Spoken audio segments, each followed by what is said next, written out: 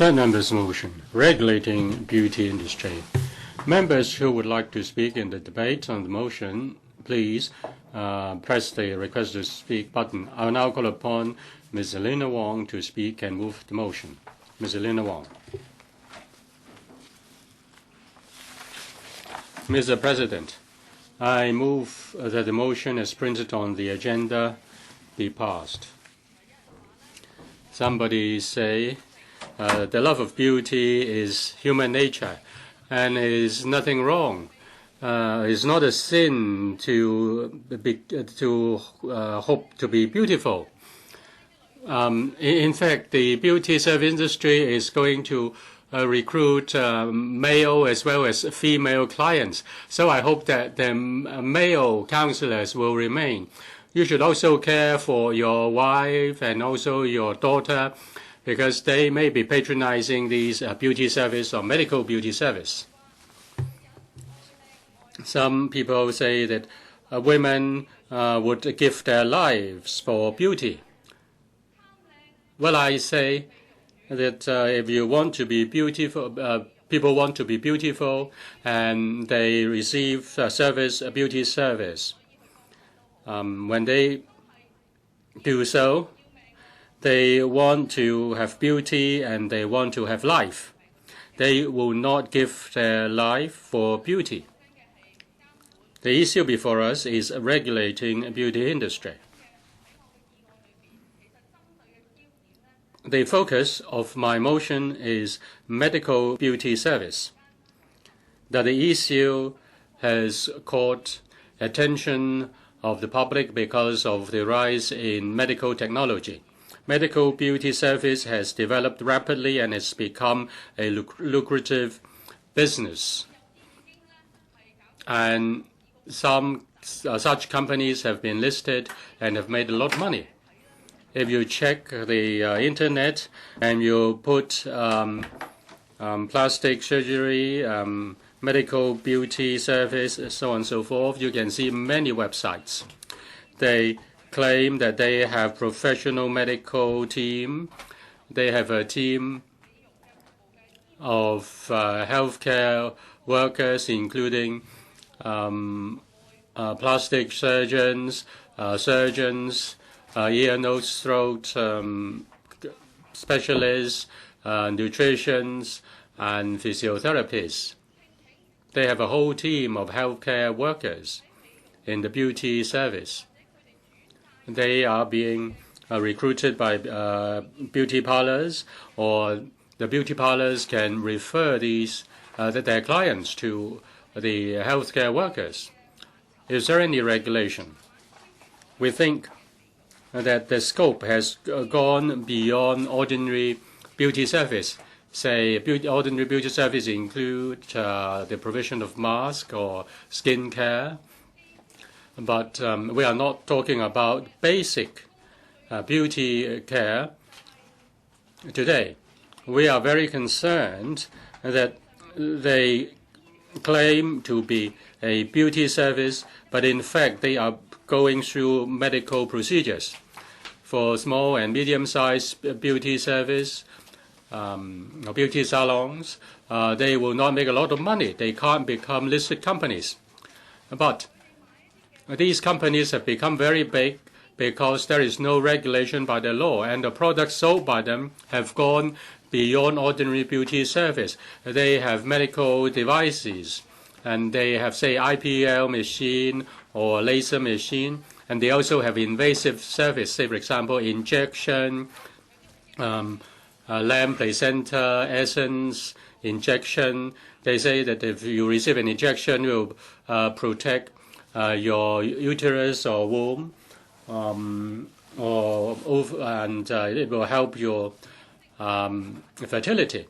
And it is not just injection. There is also surgery, from microsurgery to plastic surgery, and changing of your jaw bones, changing the size, the shape of your face. Somebody blame it on the Koreans, and they say that Korea is famous for plastic surgery, and that has also been extended to Taiwan. I have seen people, I've read the websites of those who received such surgeries, and they said it was very painful. It was hurting. Now, some Hong Kong people fly to Korea and Taiwan to receive plastic surgery to change the shape of their faces. Now, this seems to be unregulated. This is a kind of medical procedure. The government officials tell us that there is no law regulating that. The issue is that the beauty service is no longer an ordinary business operation. It has to do with people's health and people's life, and it's also about consumer rights. Many female constituents ask me to spell that out clearly on the regulation of beauty service. They are sold one beauty course against the other in a strongly air-conditioned room.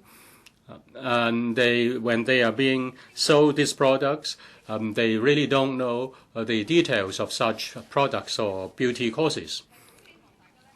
Now, I move the motion. I hope that you will pay attention to this issue, which has long been neglected. Recently, there was a shocking incident, and that was the DR Beauty Group incident. That was really a scary case. Now, in that DR case, there was one death, and one became handicapped. The one had her legs amputated, both legs amputated and forefingers of the right hand amputated. It was thought to be a low-risk injection, but the risk is your life was taken away and your legs were taken away, your fingers were taken away. If we don't pay attention to this problem, if there is no regulation by law, then such tragedies will continue. Mr. President, the Democratic Party conducted a telephone survey on people's view on regulation of medical beauty service. The majority of the respondents were of the view that a beauty service should be regulated. More than 90% of respondents were of the view that injection should be conducted by medical workers, and 85% of the respondents were of the view that the sale of beauty products or service should include a cooling period or cooling off period. We hope that we can pay attention to invasive medical beauty service and its related risks. Service providers, doctors, nurses have responsibilities, and the regulation of medical devices should also be in place. We therefore hope that the trade would stop immediately high-risk invasive medical procedures, and the administration to step up its study and step up the legislative process on regulating beauty service. The measures I propose today, of course, can be a reference, and I've seen many amendments which have not rejected the proposal to enhance regulation. The first 4 points are related to medical beauty service. They are medical procedures. The fifth is in relation to the business practice of the beauty service industry. On the first 4 points, we hope that there should be a clear definition. When we go to a beauty parlor, we want to know what is a beauty service and what is a medical procedure. There must be a clear delineation. I know that is a challenging task. We don't know whether that can be done clearly, that can be defined clearly, because there are gray areas. Anyways, there is a need to have a definition. We need to define whether it is a high-risk medical beauty service or a low-risk service.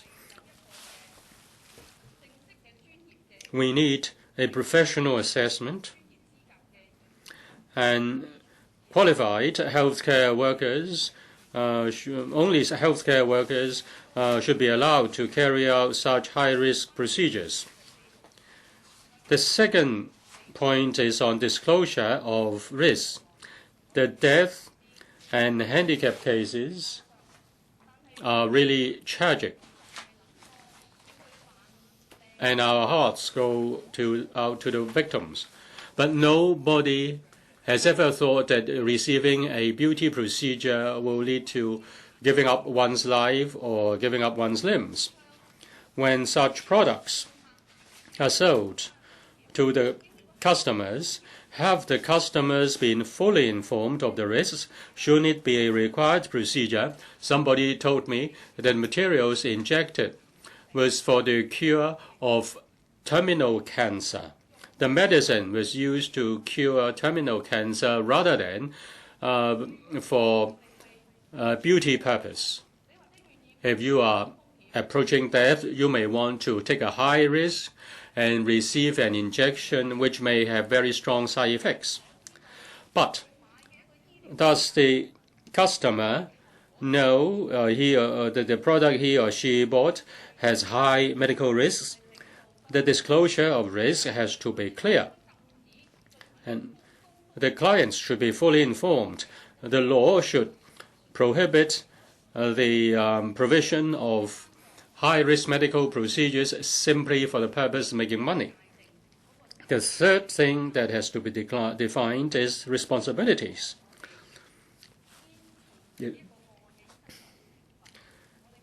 Now we hope that the doctor who applies such procedure be penalized. But should the business concern that provides such a service be penalized? That is an important issue. And finally, we hope that only those who know how to operate the device should be allowed to do so.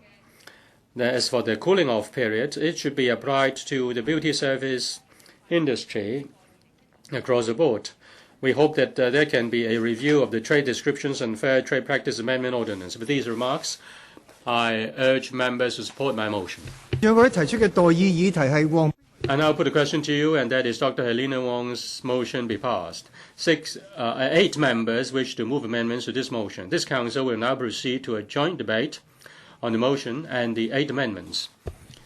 I will call upon Dr. Joseph Lee to speak, to be followed by Ms.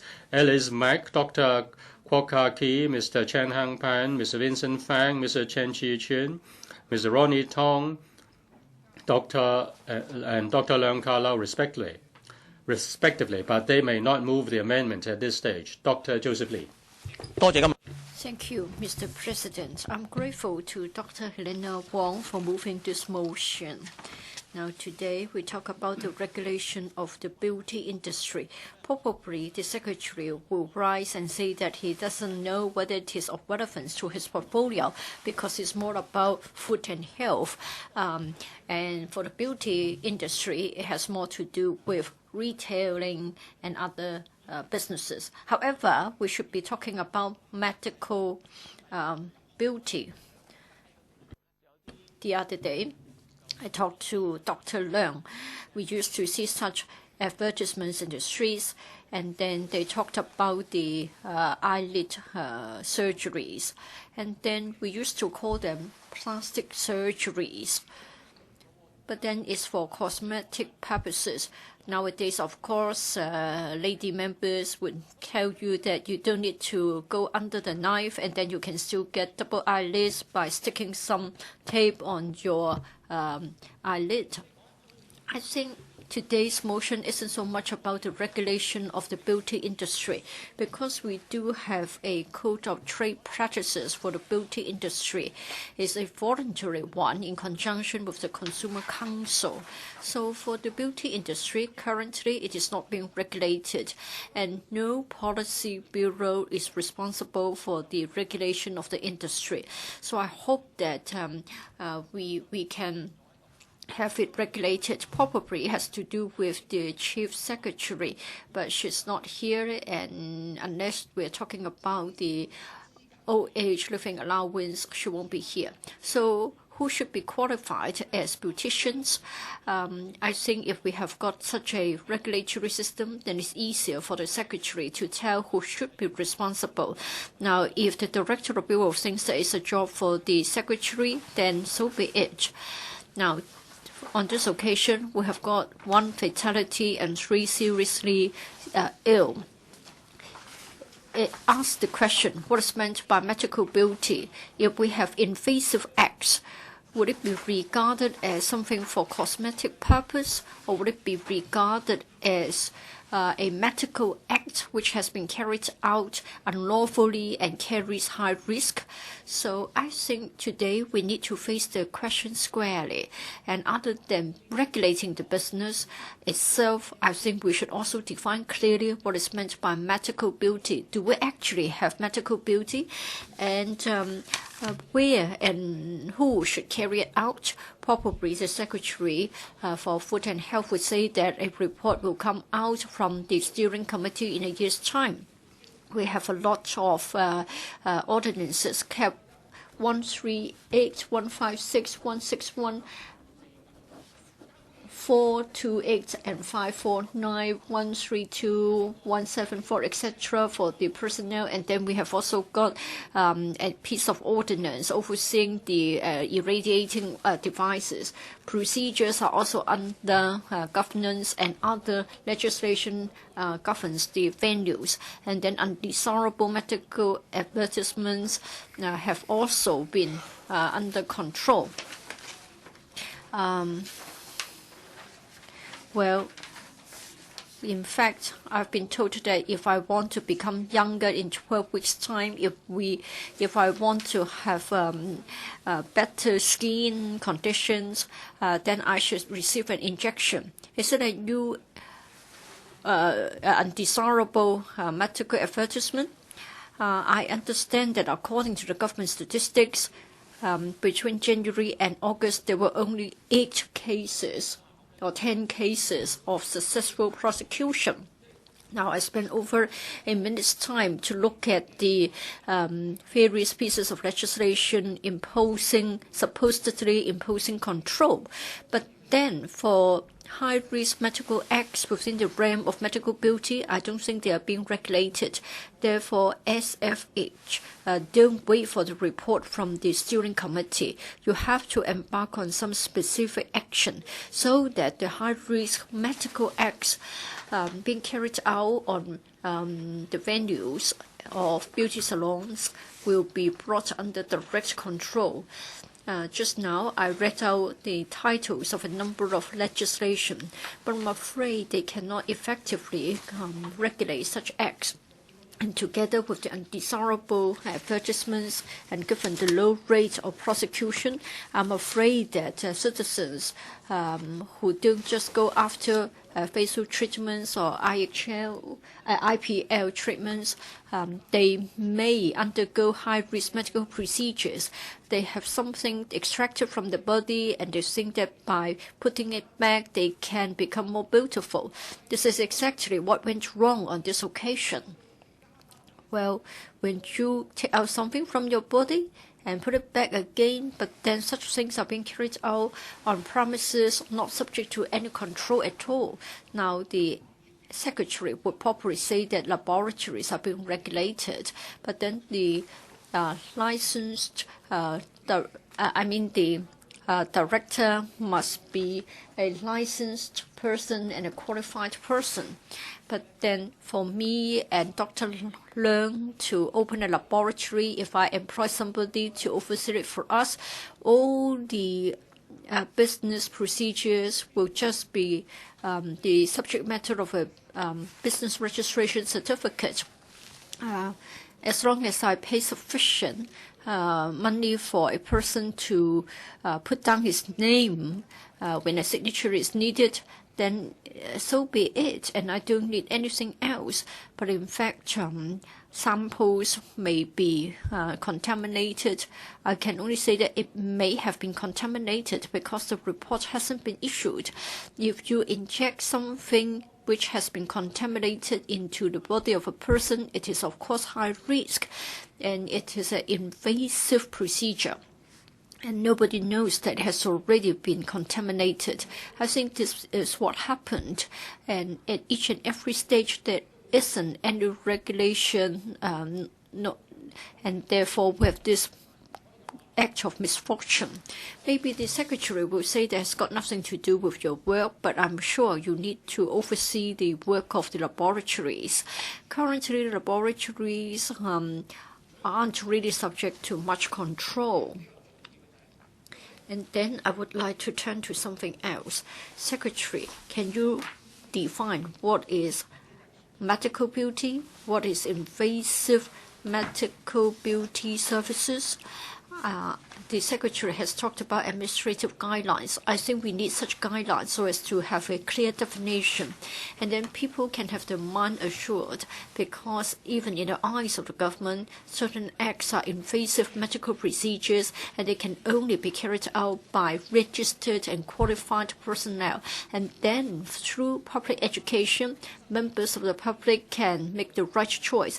If Dr. Leung and myself open a beauty salon and we say that we can get injections to rejuvenate you, nobody can tell whether we are qualified. And then Dr. Ko may also get a clinic and say that a doctor is available to give the injections.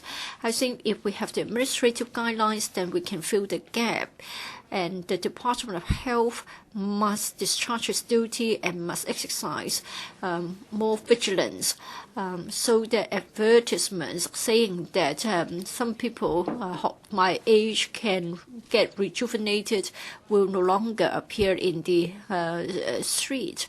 And lastly, Dr. Ko, I hope that your steering committee will really come up with definitions and suggest ways to oversee the beauty industry and what sort of acts can be carried out on the premises. In this way, we can assure the public. And then men and women can have cosmetic procedures that will yield good results instead of risking your own lives. Ms. Alice Mack. Mr. President, beauty service industry has been developing very rapidly, and there is the so-called medical beauty service. People love beauty, and medical beauty services seem to be more professional and more effective, and people are going after it. But nobody has ever imagined that after a treatment, one has lost one's life. According to the Consumer Council, in 2011, there were 886 complaints against beauty service.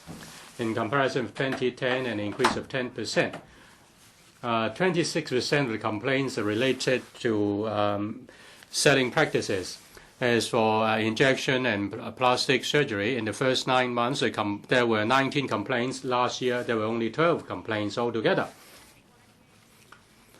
And there is also the involvement of blood pellets and also blood product injections. The administration is very slow in responding to such complaints. In fact, many years ago, people proposed to regulate, there was a proposal after consultation that medical devices used by beauty service should be regulated, but nothing was followed through. Now, after this incident, 1 dead and 3 were seriously ill. Perhaps because of the new policy secretary, the issue is faced up to. The administration is going to set up a review. The administration has set up a steering committee on review of regulation of private healthcare facilities and consider to regulate the premises in which medical procedures are conducted. Now, in order to regulate medical beauty service, we need to define clearly what is meant by medical service and what's meant by beauty service.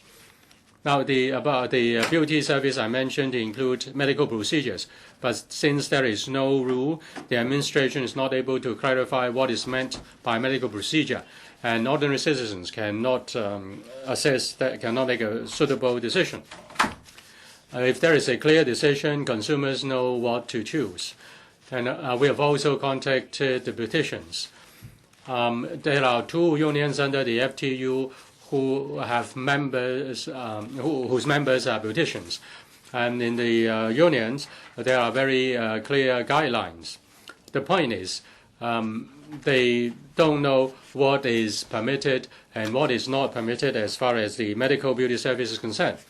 In large organizations, the beauticians are instructed by their bosses as to what they should do, and they dare not reject the instruction, and they dare not ask questions. And when an incident occurs, then these frontline workers will become the scapegoats. Now, the secretary said that some guidelines will be promulgated after a few months. I hope that after the promulgation of guidelines, there should be more inspection instead of waiting for reports for incidents. Otherwise, such guidelines and regulation will just be empty words. Apart from clearly define what is meant by medical procedure and what is meant by beauty procedure, education is equally important. Mr. Lee mentioned so-called rejuvenation injection, and there is also the procedure for raising one's nose. We've seen such advertisements everywhere, whether it is on bus advertisement, the advertisement outside building walls, or magazines. If you open a magazine, you see a lot of advertisement on beauty service, removal of your removal of acne, facelifting, so on and so forth. And together with tourists, travel agents, they organize tour groups and bring people to Japan and Korea to receive plastic surgeries. And in selling such courses or procedures, they don't disclose the risk. They just don't know the risk. Say, for example, the so-called raising your nose by bare hands. The doctor taught the beauticians, and the beauticians thought that that was safe. But that time, the doctor made a mistake, and after an injection, he pressed the nose too hard, and the nose was deformed. Now, if on that day the doctor had applied the appropriate technique, then they would have been they wouldn't have known the risk. The petitions don't want to get into trouble. They don't want to get into these incidents.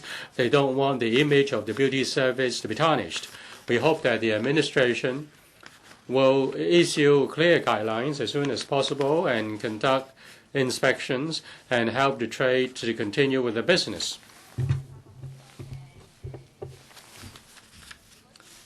When doctors tell patients, say, for example, you have to be on diet, you have to do exercises in order to keep yourself healthy, but then the patient may not listen to the doctor.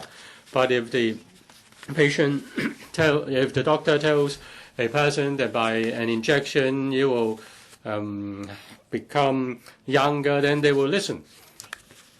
Now, we see that some doctors are being recruited by these beauty industry, beauty service corporations, and they put up advertisements to lure people into their service.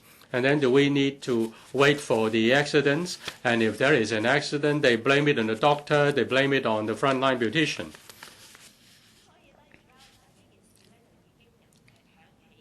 So we've seen the warning bell. The administration should step up publicity and education, enhance people's awareness so that customers will not be misled led by unscrupulous businessmen. We believe the incident was caused by unscrupulous businessmen. The administration should step up its efforts and implement the regulatory arrangements. As for the amendments made by Dr. Kwok on the point merit system and Mr. Ronnie Tong proposes medical insurance, we believe that will help to protect the interests of consumers. But this is a broad brush approach, and the unions are concerned about it.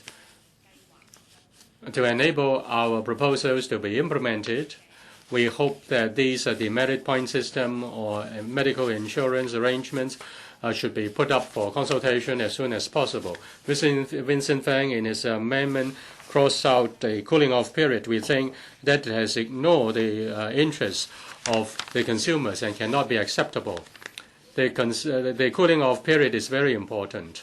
Many consumers, when they are in the beauty parlor, they have their credit card debited, and they are to receive a certain treatment. But the doctors may tell the customer that their physique is not suitable, their physical condition is not suitable for that treatment. But since they have paid money, they want to receive the treatment, and that put them at risk. And we need to face up to these the tragedy. The beauty business has not owned up and has not given a word of apology. The administration should investigate the case and hold those people responsible. Thank you. Dr. Kwok, President. First of all, I thank Ms. Helena Wong for moving this motion. Were it not for the fact that this month there is this DR Beauty Center and also the incident, which is a tragic one, that took place, I believe that this motion debate and even Dr. Ko, the Secretary, would not have spoken about this issue. Well, many people think that someone will be held responsible. DR will be held responsible. Well, I've just recently browsed their website. They put up some defenses. They said that it's nothing to do with the center. They have shifted all the responsibility to the doctors, and they are not to be blamed for any.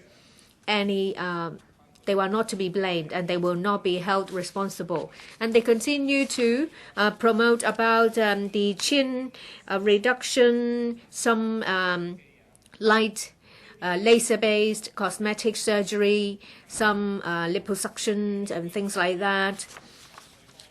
They continue to put up such undesirable medical advertisements to lure people. And recently, I have obtained a paper from the Secretary saying that the beauty industry will be regulated. And people on the face of it think it's a good thing because on the 26th of October, this paper is released, proposing regulation soon after the incident. But what they don't see is that it will take a year or two before it will fully be effective. And on top of that,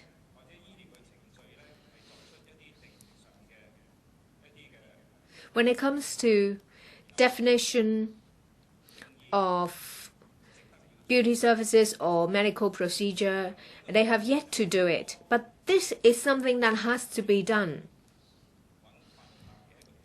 This is an area where loopholes can be used by the beauty industry.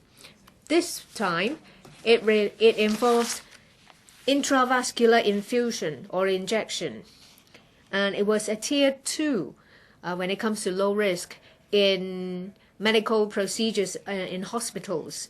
Private, public hospitals deal with intravascular injection every day. For DR Beauty Center, they said this is just for your health. It is not a medical procedure. They say that exactly because it is for health, that it is not a medical procedure. And you see why we are put in a very difficult place, a dilemma, in fact. I sympathize with the Secretary, as a lot of members pointed out, because it has nothing to do with you. It's just that it is somehow under your purview. And if you just want to regulate the beauty industry, you will fail. It's very easy to just get a business certificate and open a beauty center in Hong Kong. Beauticians have no proper qualification. A member mentioned about augmentations of various parts of your body, injection. If you're bold enough, you can do it. In 2003, back in July, there was a proposal to regulate medical equipment. It's been nearly a decade. Today, apart from registration of a medical device, we talked about regulation of high risk, in particular medical equipment or device. There is nothing. It's been 9 years. The administration has done nothing to regulate high risk, high energy, light, laser-based medical device. We thought that it was something novel, so we tried to dig out information in the LegCo. A member previously asked a question on consultation on the regulation of the beauty industry. It was back in 1986, 26 years ago, and 26 years has lapsed. Well, the administration has done some survey. 10 years ago, when the survey was conducted, there are about 6,000 such beauty parlors or centers. Numerous consumers are undergoing various procedures. And back in 2002, the Economic Services Bureau once again mentioned this about the consultation of regulation of the beauty industry. The administration's answer was that the risks involved was low, and a number of serious cases have been dealt with under the public monitoring system. If they have been dealt with, then there would have been cases in which someone died and one had to undergo amputation, and whereas the others are still seriously sick. As long as there is no regulation of the industry, nothing can be done. That's why in my amendment I have proposed something clear. That is, a comprehensive legislation, a regulation system, and a licensing system. Ms. Alice Mack said that it cannot be done. I felt sorry for the FTU members. They think that this is, in a way, put them at a disadvantage. And of course, well, when it comes to regulation, those whose we would tighten the grip of owners. We regulate industries that involve far less risk. Say, for example, real estate agents, travel agents, insurance agents. And in this council, well, when we want to regulate such industries, we have undergone controversial discussion. After regulation, the industry, the business itself was not dampened or hurt. And instead, through proper regulation, people have more confidence in these industries. Consumers have more faith in them, and that businesses prospered. When we talk about spa, beauty industry, and the administration has been talking about turning Hong Kong into a spa travel destination of Asia. But if someone died as a result of an injection in a spa, well, what are we going to do? We have to work together to regulate the industry. In 2011, the Consumer Council received 186 complaints in the year, which is 12 more than the previous year. And when it comes to injection and plastic surgery, there has been an increase of 12 cases. When it comes to plasma and platelet, 9. In the past 3 years, 9 involving stem cell and plasma. There are cases. Why has the administration not done anything, including the Department of Health? We're talking about the past 3 years, and the Consumer Council was aware of that. In 2006, the Consumer Council and the beauty industry have come up with a voluntary regulatory regime. But that was it was a code of practice. It was useless. A lot more consumers have fallen into the trap. And in 2010, the Consumer Council, in one of its rare occasions, openly condemned the Q&A health spa. If the industry had been regulated, we would not have seen these incidents. We have to regulate. That is the only way we can proceed. And it should be a regulation on a comprehensive level. The most important part is undesirable medical advertisement. On the panel meeting on the 26th, the Director of Health said that as a result of this incident, they have inspected over 200 advertisements, but they have failed to spot not even one irregularity.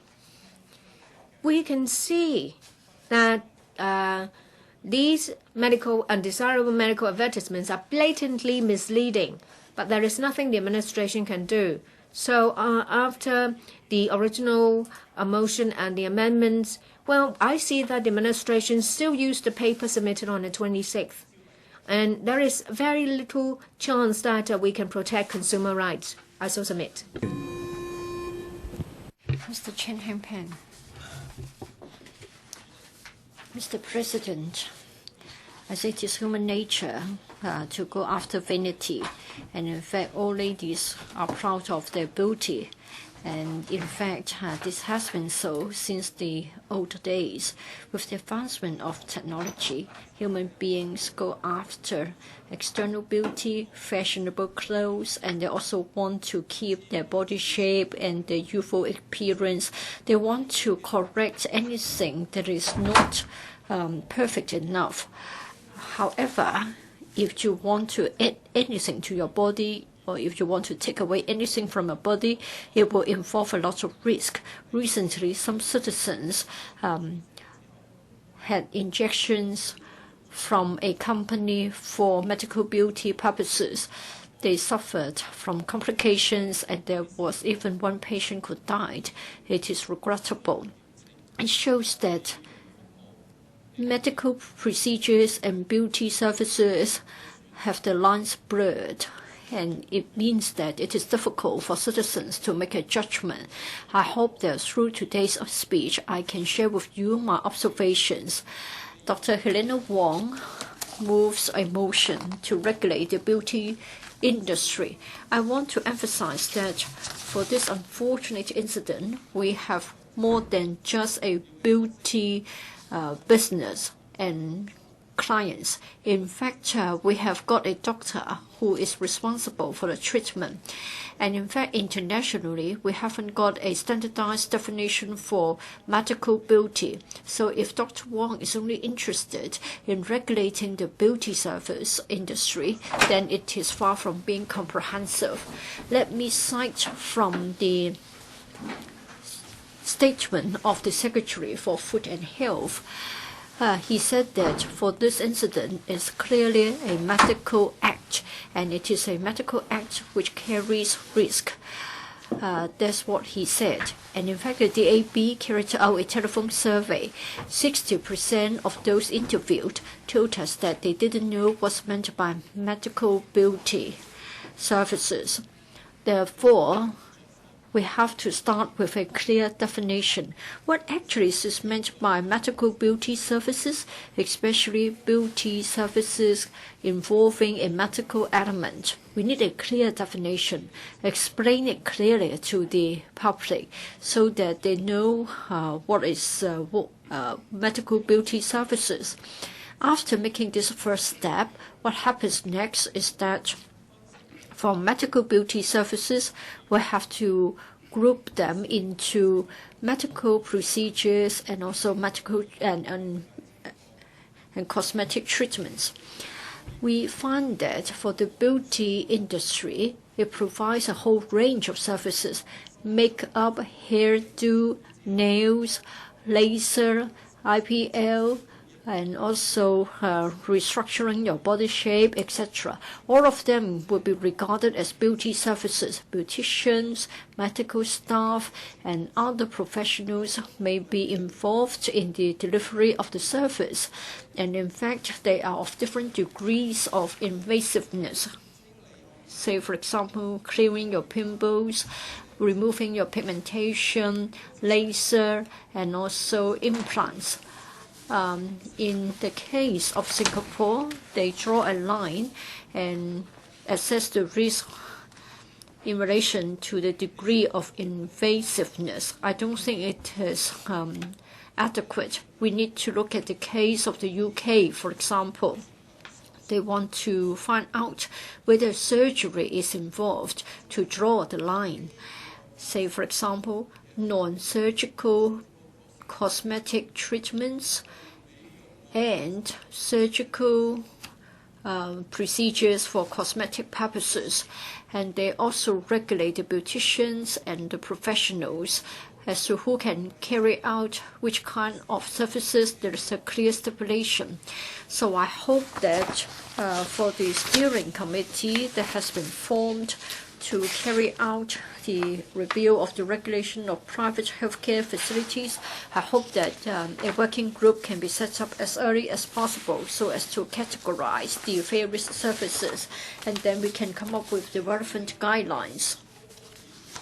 We have to look at the high-risk procedures. They can only be carried out by medical doctors, and they can only be carried out within a hospital setting. And also the salesperson as well as the practitioners must have their responsibilities clearly defined. We also stipulate the venues where such procedures can be carried out. Now, in this incident, 2 patients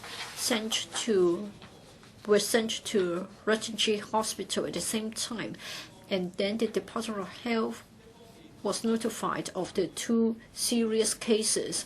On the one hand, I commend the medical staff for their high sense of awareness. It also shows that a reporting mechanism is important. So I suggest that when we examine the venues and the practitioners, we should also introduce a reporting mechanism so that the authorities can understand the latest developments and then we can follow them up. Mr. President, the DAB thinks that medical procedures involved in such beauty services, we are worried that a lot of equipments and devices are involved. But then, what about members of the public? Do they know about the efficacy as well as the risks? I think members of the public aren't too sure. Not too long ago, we found that laser machines and IPL machines were very popular, and they have given rise to problems. We are concerned about the use of such devices. Mr. Lee Kwok-ying, in the year 2006, he is from the DAB, and he also thought that we should regulate the beauty services. The motion was carried, but unfortunately, since 2003, when there was a consultation document on the regulation of medical devices, as well as the Medical Device Control Office, which was set up in 2004, despite the 2 measures, so far we've only got a voluntary registration system for medical service devices. But I think we're still lagging behind because the advancement in the technology of medical devices is rapid, and there hasn't been any review of the effectiveness of such a voluntary registration system. I think we cannot afford to lag behind. With the steering committee coming into existence, we should also look at the case of medical devices. We should improve the regulatory regime. Only qualified professionals can operate the devices so as to assure the public of the high standards of safety. So on behalf of the DAB, I have set out the views of the members on the motion and the amendments. For those having a medical element, I think we haven't got a clear definition. If we only look at the case of one particular place instead of looking at the local circumstances, if we don't work hand in hand with the local beauty service industry, and if we only look at the degree of invasiveness, it means that we are adopting a broad brush approach, and I don't think we can resolve the problem. So with reservation, and the DAB is of the view, and we hold this view for a long time, for prepaid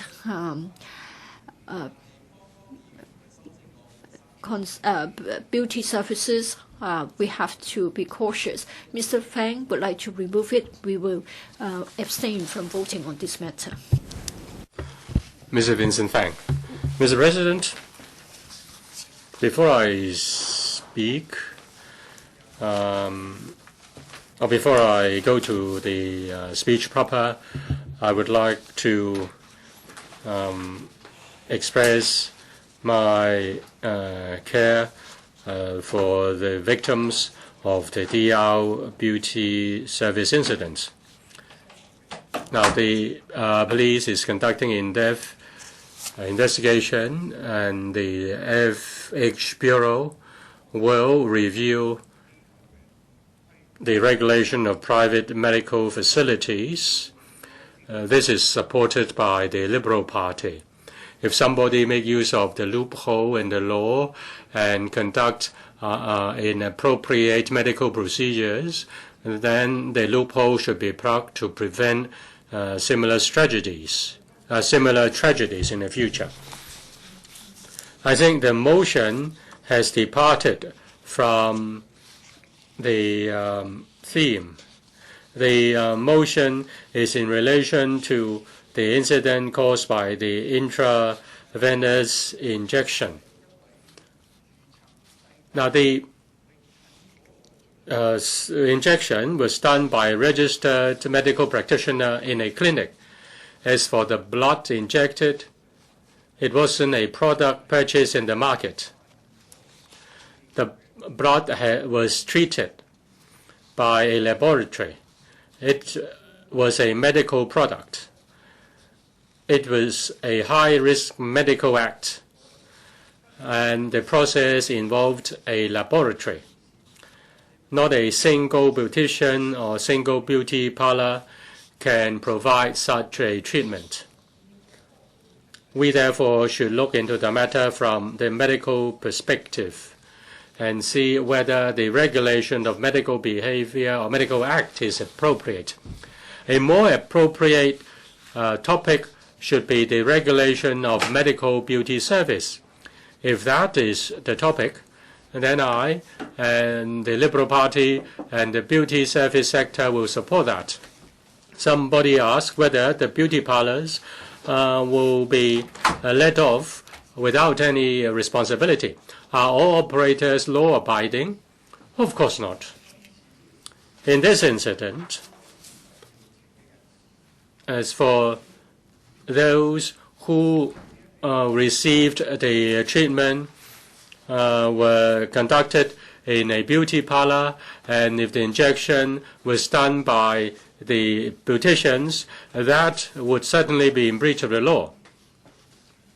Any medical act that is not conducted by a medical practitioner may be regarded as conducting medical practice without a license and is in breach of the law.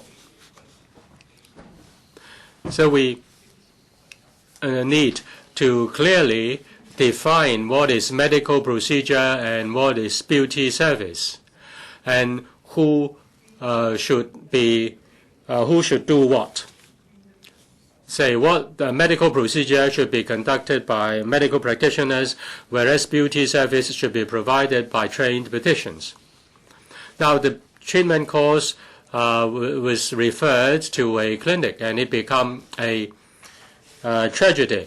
And the beauty parlors have experienced a decline in business, and their customers resist the use of any devices. They only receive that they only are willing receive service provided by bare hands. And if that scenario continues, the beauty service sector will suffer a serious blow. If it, we are of the view that 1 year is too long for clearly defining what is medical procedure and what is beauty service.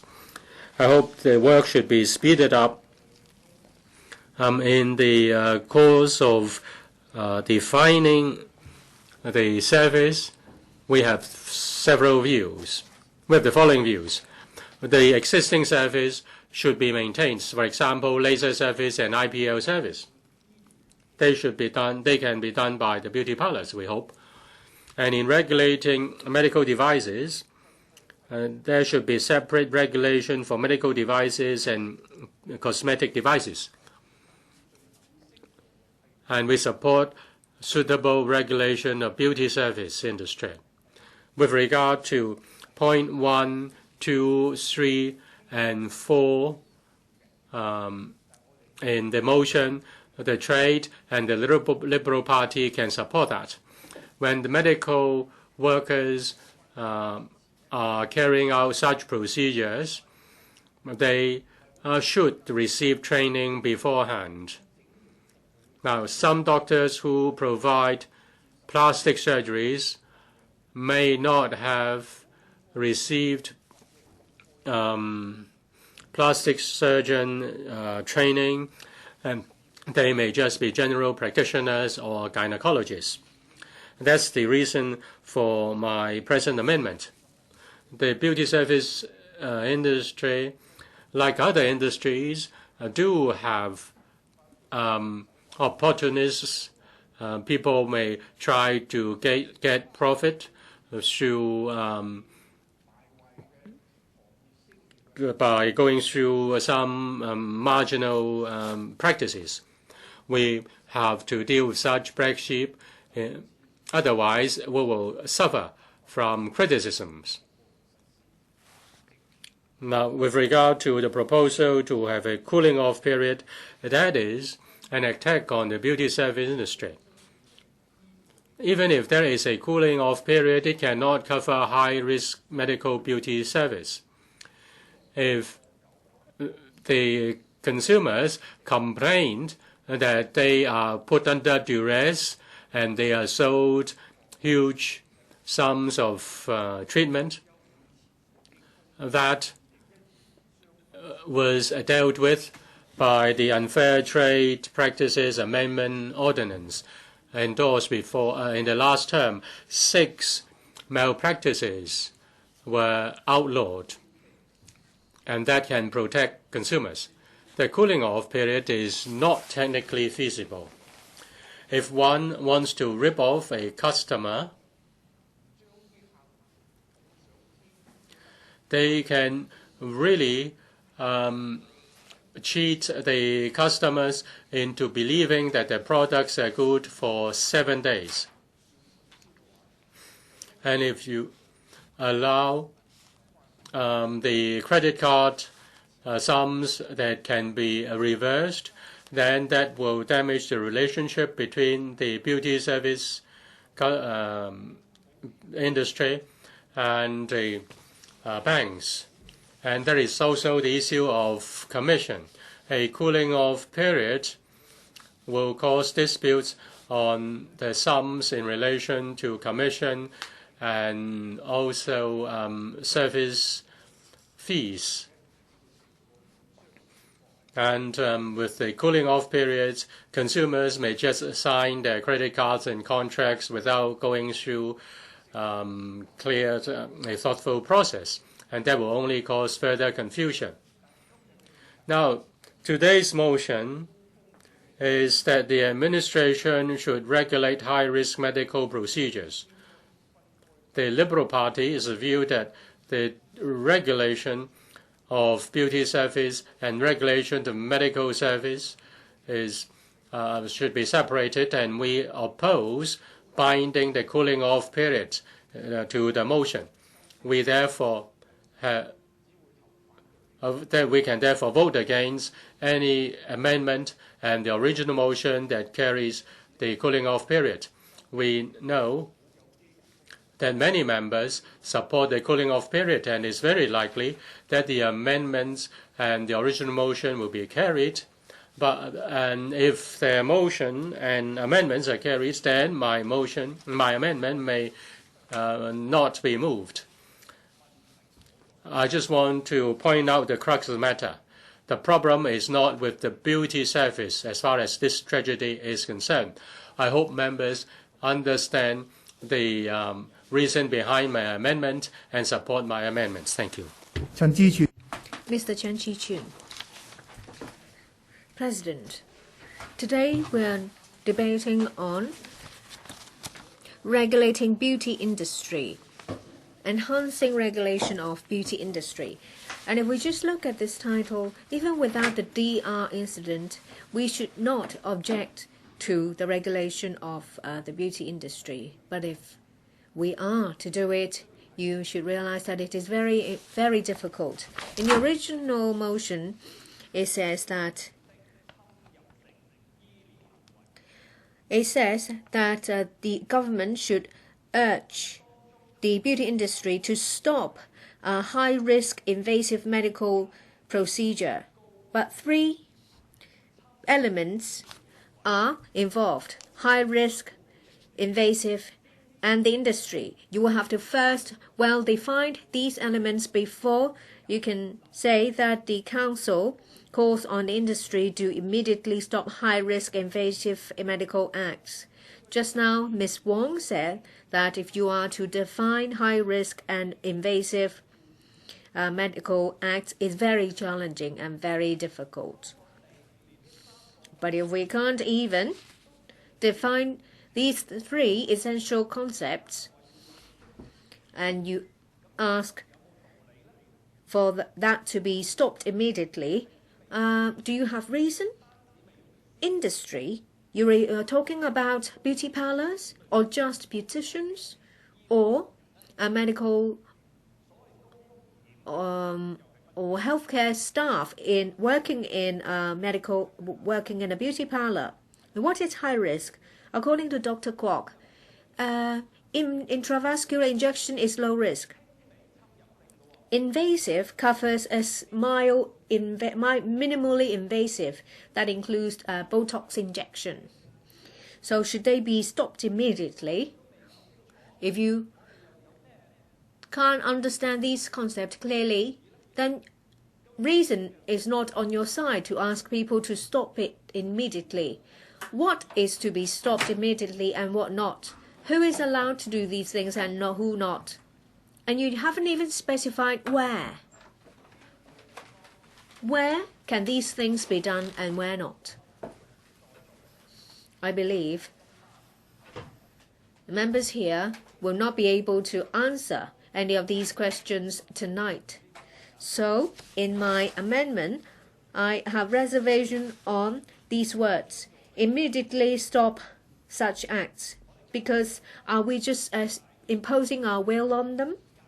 We have to jointly discuss with the industry to discuss the definition of medical procedures involved and to set out the risks and provide guidelines.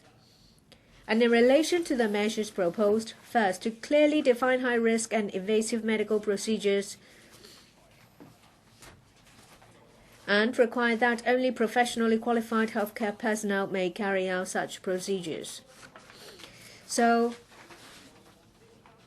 is the high-risk invasive medical procedures have to be related?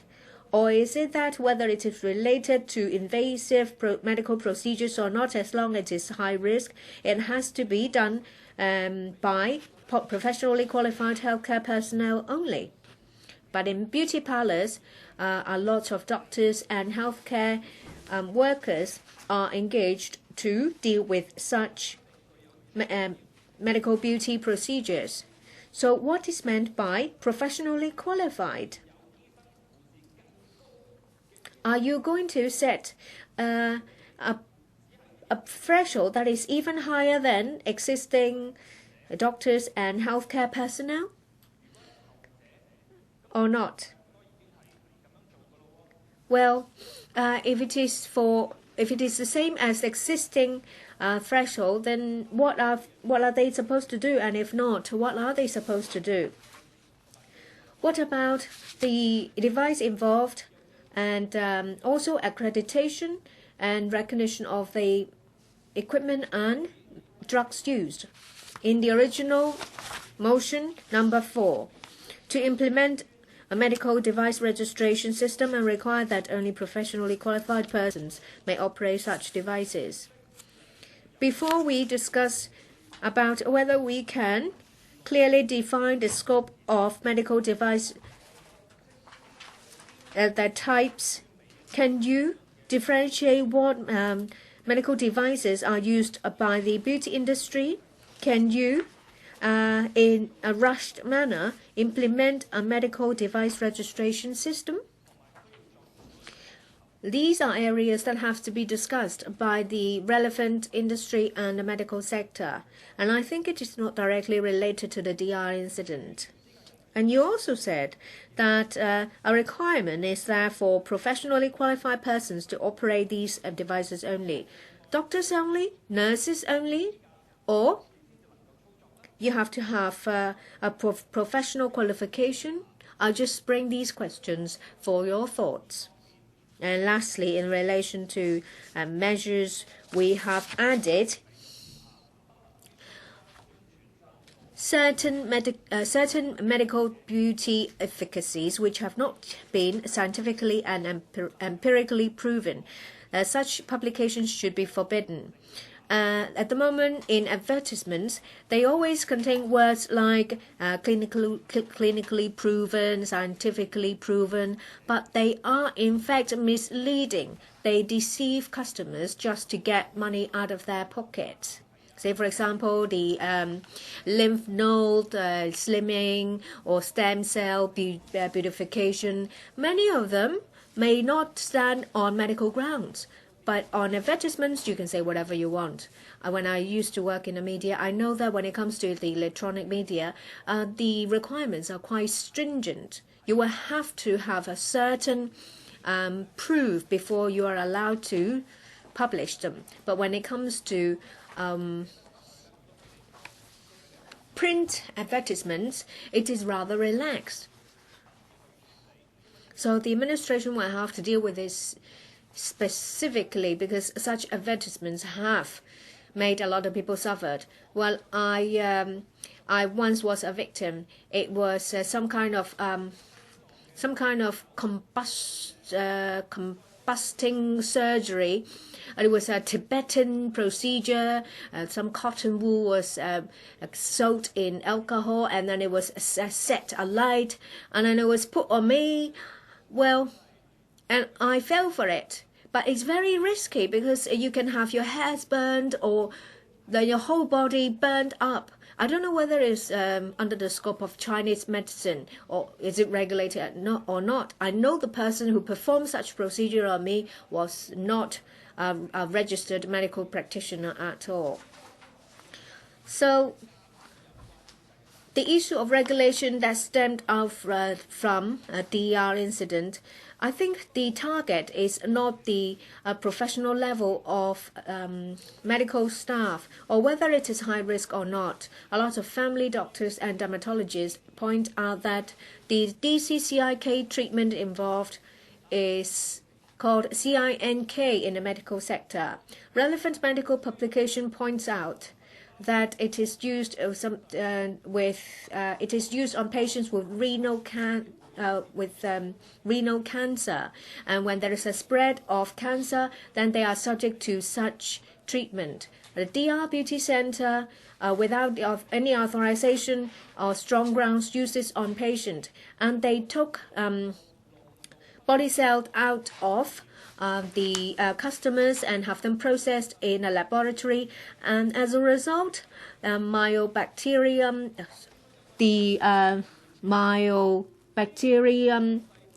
abscesses was found in the blood of the patient after the blood has been injected back into their body. And I think we're talking about the injection, the extraction, and whether the whole process was regulated and accredited by the Department of Health, whether it was under certification of GMP, a good manufacturing process. I think that is the fundamental issue involved in the DR incident. And when it comes to regulating beauty industry, I hope members who will speak will pull their heads together, because this is very important.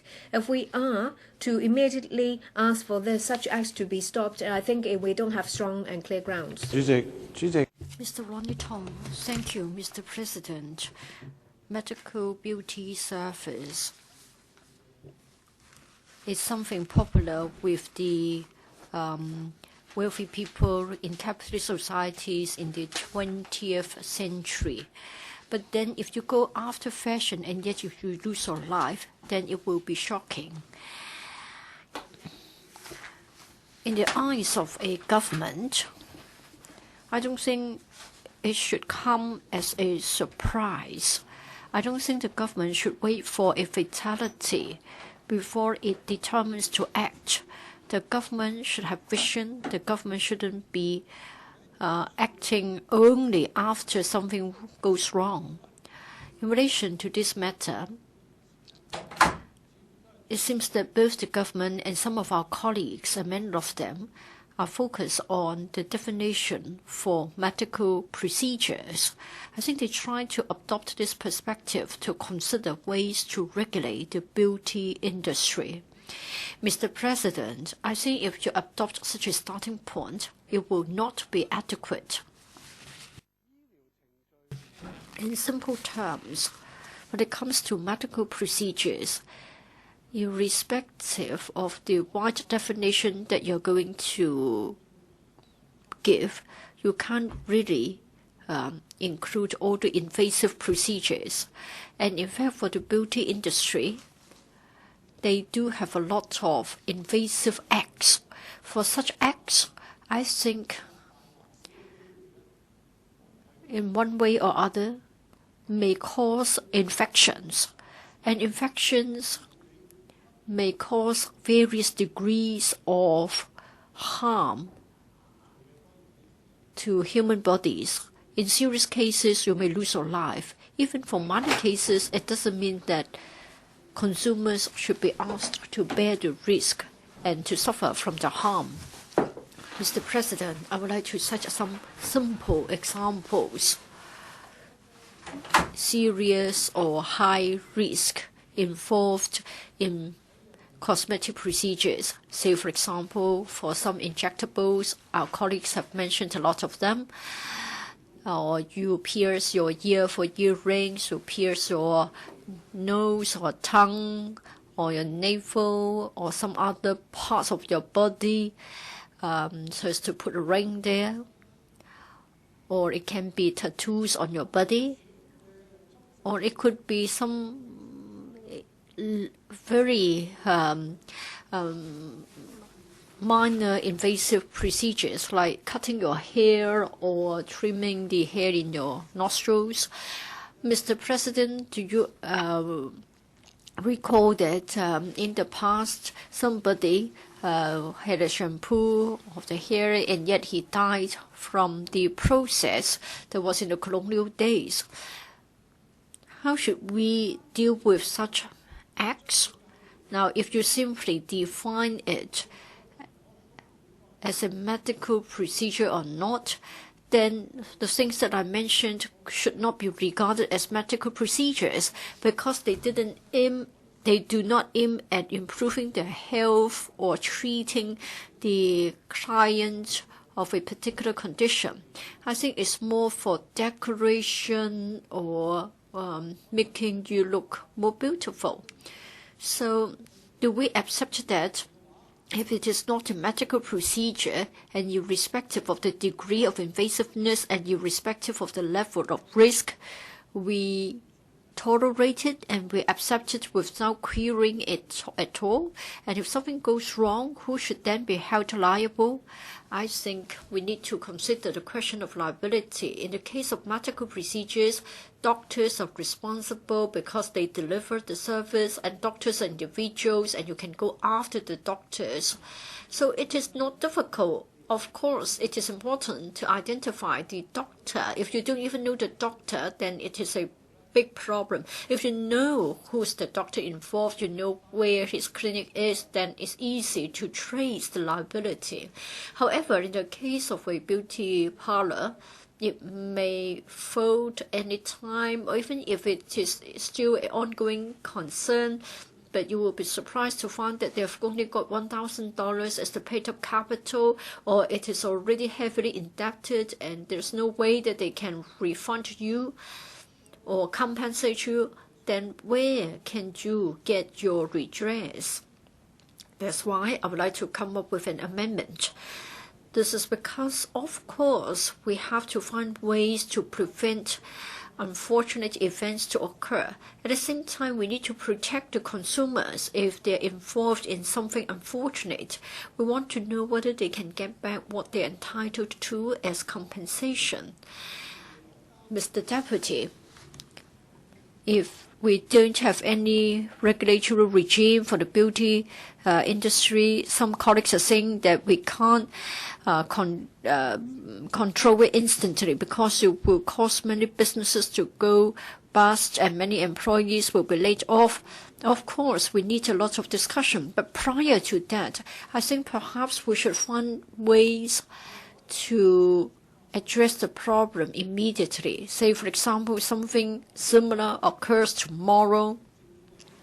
We want to know whether the government of Hong Kong and the laws of Hong Kong can provide a certain degree of protection to our customers, our consumers. Mr. Deputy, if the beauty industry is to carry out invasive procedures for cosmetic purposes, and if such procedures are to cause a certain degree of risk in relation to infection, then I think we have to handle the matter. We shouldn't just be focusing on high-risk medical procedures. Anything that may give rise to infection on the part of the consumers should also be regulated. Therefore, my amendment seeks to ask the operators to take out adequate insurance coverage. I think this is the minimum requirement. And secondly, probably the government has to come up with clear and certain guidelines to prevent infection. And thirdly, I think that brings us to the legislative program. We need to legislate to regulate the industry. Yes, I always say that it is very invasive, and I think we need to consult the beauty industry. We do it on an extensive basis, and then we need to have the support. I don't query this. We as legislators should be comprehensive in the recommendations we make to the government. So other than point about risk and taking out insurance coverage, of course, we should also consider having a fund, like the securities firms. They have to contribute towards a fund so as to prevent clients from suffering from damages if a firm is to become default. Now, can the clients get compensation? Can they get their grievance redressed? At the same time, I want to look at a point that has been of concern to us for a long time. That is the prepayment for services. In my amendment, I would like to ask the committee to discuss this matter. We have time and again heard about slimming packages. Consumers pay a lot of money to buy a package of tickets for slimming exercises, but then it is found that the company closes, and then you can't get it back. You can't get any refund. So for me, I think we need to make sure that the money collected should be kept in a segregated account, so that with the establishment of a trust fund for the prepayment, then we can rely on such a simple arrangement to protect the interests of the consumers. So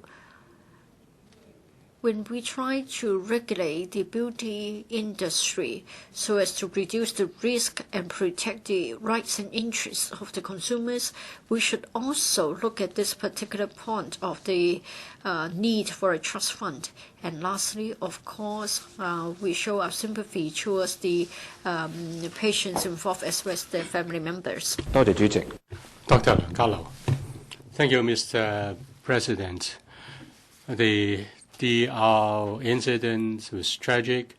1 lady died and 3 were seriously injured. What is even more unfortunate is the boss of the company was a doctor penalized by the medical council. And up till now, he doesn't have to take any responsibility. Now, before the Secretary conducts any review, this company continues to exist, and it continues to promote this treatment which doesn't have any medical, which is not backed up by any medical evidence. And he can continue to do that. And members want to do a lot of things, but you can hear very different views. How can one define what is medical procedure and what is beauty procedure? Some political parties want to impose tight regulation on beauty service, and some want to provide some room for survival for the beauty service. Should we, therefore, be more focused and find out what the problem is? First, on defining what is medical procedure and what is beauty procedure is very difficult. It really depends on the claim made. Say a doctor gives some lotion to his patient. This is a medical act.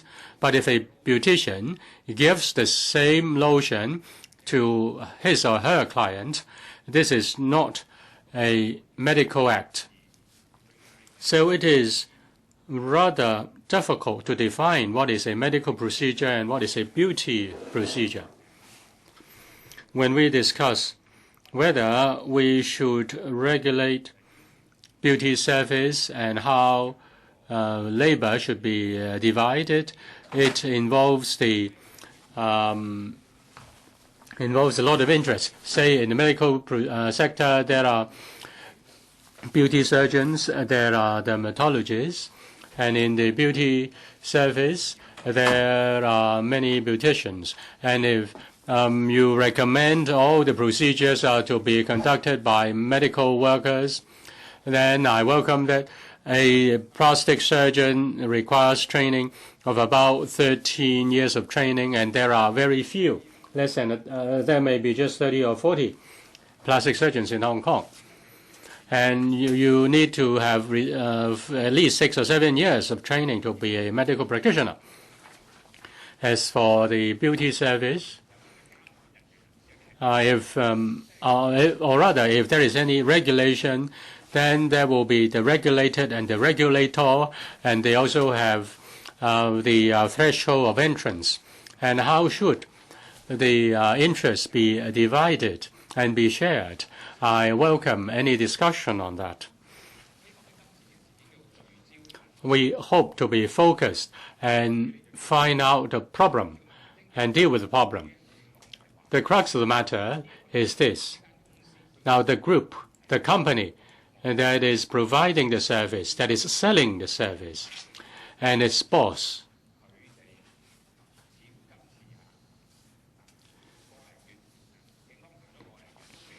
is being investigated by the police for about a month or so, and yet the police has not started any criminal prosecution. I believe that even if evidence has been collected, the evidence may be weak, and they can therefore be let off the hook. Now, in fact, the procedure is conducted by a doctor, and if the doctor can conduct any medical procedure. Now, this time they got a doctor to perform the procedure. Dr. Kwok has just left. When he was a representative of the medical constituency, we said that for those companies that claim to be providing medical service, at least half of the board members should be medical doctors. And these doctors are required to make sure that the operation of these medical companies are in line with medical professional conduct. We've made this proposal to the administration. The administration has not done anything. A few years ago, I drafted a private member's bill. I went through many procedures, and even the president was of the view that as long as the CE gave the approval, that could go ahead, but the CE didn't give the approval. Now, could this tragedy be prevented if we had this private member's bill passed?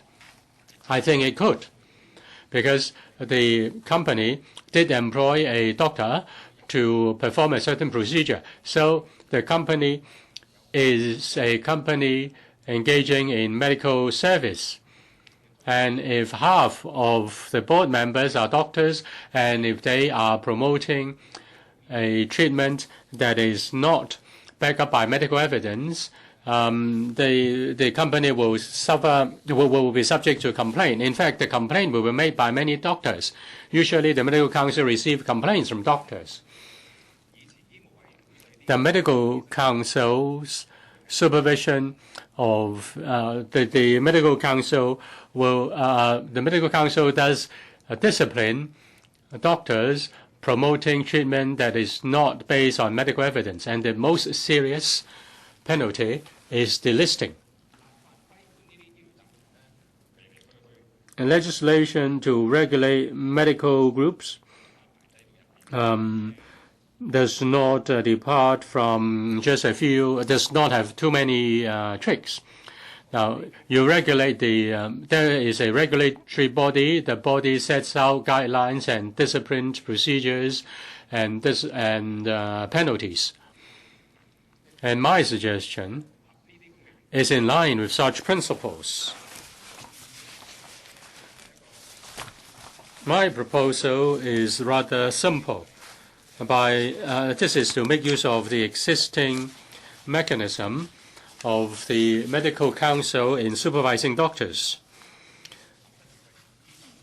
If the standard for regulating such bodies are in line with the regulation of individual doctors, that will be appropriate. Now, you discuss how to the definition of medical procedure, definition of beauty service, regulation of medical device, and also the procedures. These are very complicated. You can leave it to the medical council, who have been dealing with such issues for a very long time, and they are all professionals. this is an effective approach. With regard to medical practitioners in private practice, the regulation is quite effective, and there will be standardization and uniformity.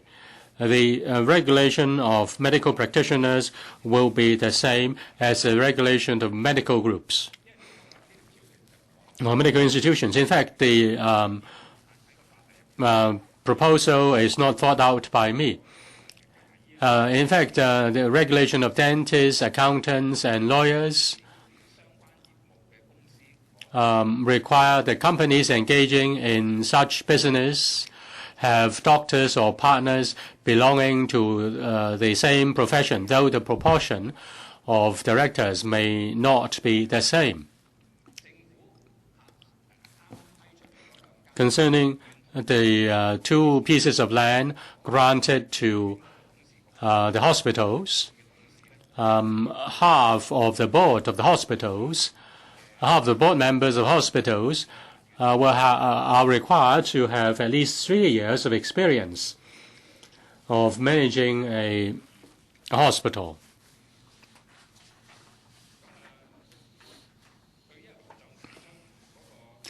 With regard to the regulation of private medical facilities, I don't think that is that fits with the present motion.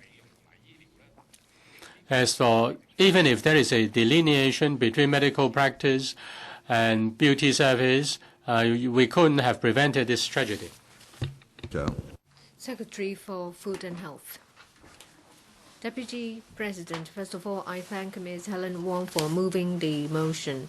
This is in response to public concern of beauty parlors engaging in high-risk beauty services. It also brings out problems related in this field.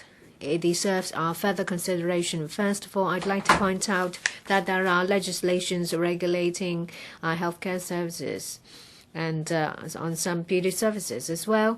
But some members point out that they are, even taken together, is still insufficient. Provision of medical services rely on areas of different disciplines, including premises, devices, advertisement, sales practices, medical staff, etc. There are a number of legislations regulating their respective areas. Under the Medical Registration Ordinance and Nurses Registration, they have to register with the relevant board and conform to the code of practice.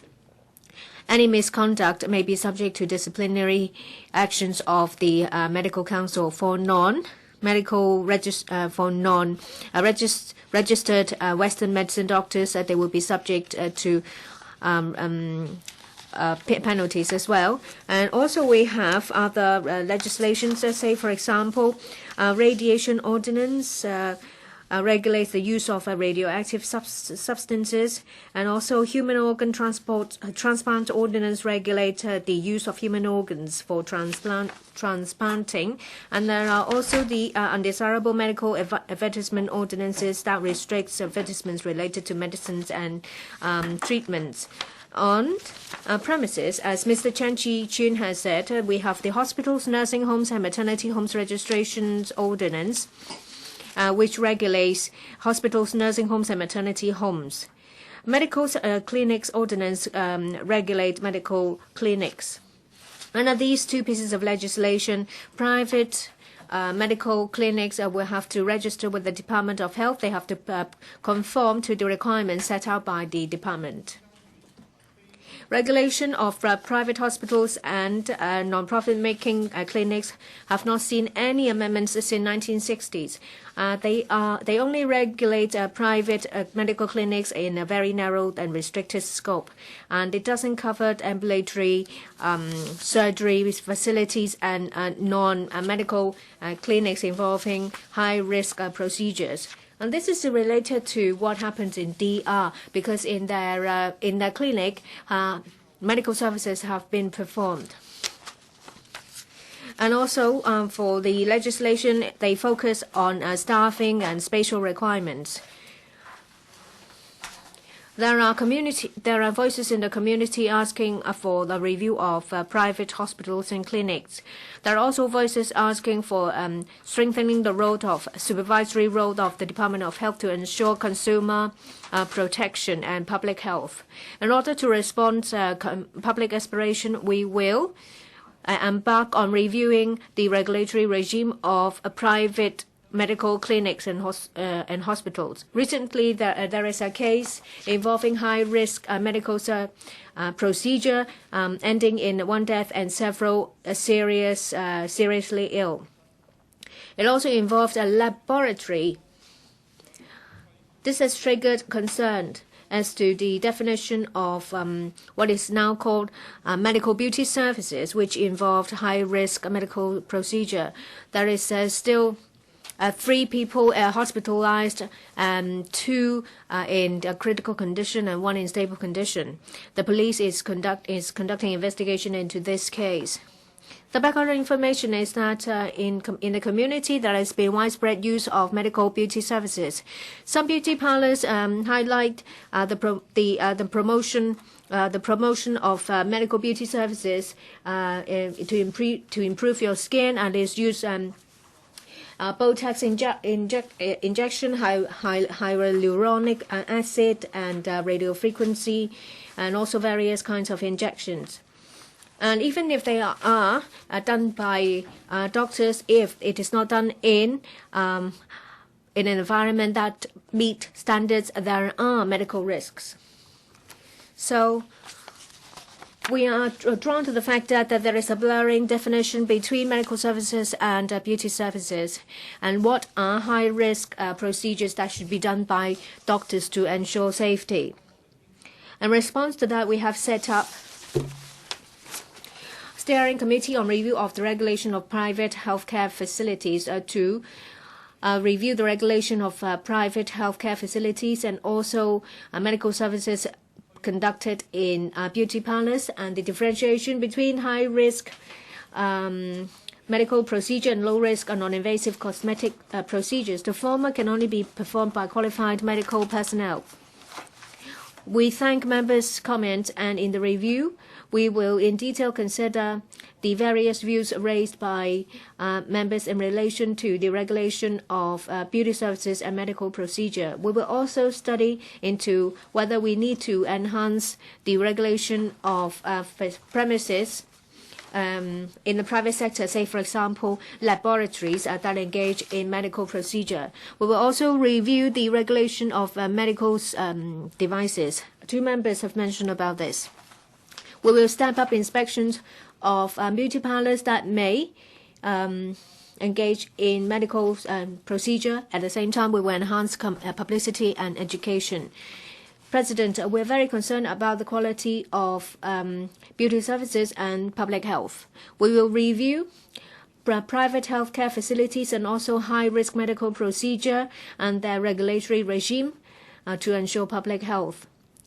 After hearing from the public, we are aware that in the regulatory regime, we will first deal with the differentiation between medical and beauty procedure. Some members mentioned about the fact that we will need 1 year and it is too long. Yes, we agree. So first of all, this is something that we will first embark on. Hopefully in the coming few months, it will be completed. And in the second stage, in the second session, I will hear from more members before I respond to members' comments in my concluding remarks. Thank you. Mr. Chen Kwok-chu. Thank you, Mr. Deputy. Well, we have this incident of medical beauty services. 1 person died and the other 3 ladies are in critical conditions. In the beginning, the administration didn't take the matter seriously enough. only saying that there will be a steering committee to look at the regulation of the beauty industry. It would take about a year's time to come up with recommendations and then legislative work. When things got worse, it is said that there would be a working group so as to come up with guidelines in a few months' time so as to define what is medical, what is beauty service. I think it is a timely reaction, and it means that we have learned from the experience in the past. That is, if we allow ourselves to lag behind, then something would go wrong. I don't think we should take to the habit of setting a review committee as the panacea for every problem that we're faced with. We need to face the matter squarely, and then we have to respond correctly. Well, for the beauty industry, we have seen its problems for 10, 20 years. We have the weight loss diets, electronic slimming devices, etc. And in recent years, with the Botox injection, and then in this case, with the intravascular infusion. So it is difficult to tell which is right, which is wrong. For many years, such services and products have been regarded as something in the realm of consumer protection. That is, if consumers are not satisfied with the service or the performance of the products, then consumers should lodge a complaint with the Consumer Council. But the Consumer Council is rather limited in its functions. Other than name and shame, the Consumer Council can at most be publishing a report and try to say whether it is scientifically based and whether it is effective. As to the rest, I think consumers have to count on themselves to protect their own interests. In this incident, a doctor took part, and then one person died, and then for the other 3 ladies, they also in quite critical conditions. When you flip through the pages of a weekly magazine, about a quarter of the pages are devoted to such medical beauty or beauty services advertisements. My colleague in my ward office told me that many years ago, a psychologist talked about the fashion of having weight loss. This professor came into contact with many patients who suffered psychologically as a result of taking part in slimming. And he was really busy. We asked him why we had such a lot of problems, and yet there weren't too many reports in the press, and then we only skimmed the surface, and rather than going into the deep-rooted problems. The professor said that he couldn't help because a lot of newspapers live on the advertisement revenue from such slimming companies. And also, we haven't got any funding to fund the research into such stories. I don't know whether this is really the case, but I don't think we should just gauge the magnitude of the problem just by the amount of discussion in the society. Well, in fact, 38 bodies co-signed a letter to ask the administration to step up the regulation over the beauty service industry in relation to medical procedures. The relevant industry body also said that they were concerned about the case because it would affect their reputation. So in other words, many people have already spotted the problem a long time ago. What is medical procedure? What is beauty service? I think there's a gray area between the two, and that's exactly where we have got a problem. It shows that the government doesn't know which department should be overseeing the issue. Medical beauty service. Is it medical or is it beauty? If we can't sort it out, it is very difficult. If we talk about medical beauty procedures or just beauty services, they should be different from professional medical services. Now, the medical profession has a long history, and they have got a set of ethics for the professionals to abide by. I am sure that the medical practitioners have a high standard of ethics because they have to abide by the code of conduct. There is a small number of black sheep in the profession. We shouldn't too worry about the case of the medical profession. But then there are also beauty parlors that are advertising for their own service so as to attract customers. But then if they cause people to lose their lives, then we have to hold them liable. We still see a lot of advertisements, and such activities are still going on everywhere in the society. We can take the example of Singapore, that is only scientifically based procedures can be carried out by medical doctors. For those still at an experimental stage can only be carried out with some approval. So perhaps we should learn from the experience of Singapore and come up with an appropriate regulatory regime. Now, Dr. Helena Wong would like to see clear definitions, and the procedures can only be carried out by professional practitioners. Risks should be disclosed, and we should also clearly define the responsibilities of the operators and practitioners. We should also have a cooling off period. I think also suggestions are remedial in nature and they are not very draconian. Therefore, I agree with the suggestions in her motion. But then we can always be outwitted by the unscrupulous people. So in the long term, we have to rely on the self-regulation to make sure that we can safeguard the health of the public and save lives. Thank you, Mr. President. Mr. Poon Chiu Ping. Thank you, Mr. President. In recent years, we've seen a lot of development and changes in the beauty service. They're expanding the scope of the service, even up to the realm of the medical service. And recently, some customers had intravascular infusion, and they then suffer from septic shock, and one of the ladies died, unfortunately. It has attracted widespread concern. According to government information, currently, there are 2 pieces of legislation overseeing the private healthcare facilities, and we haven't seen much revamping of the legislation for a long time. So I think it is lagging behind our regulatory needs. This is particularly so for high-risk medical procedures. Some of them are being packaged as beauty services.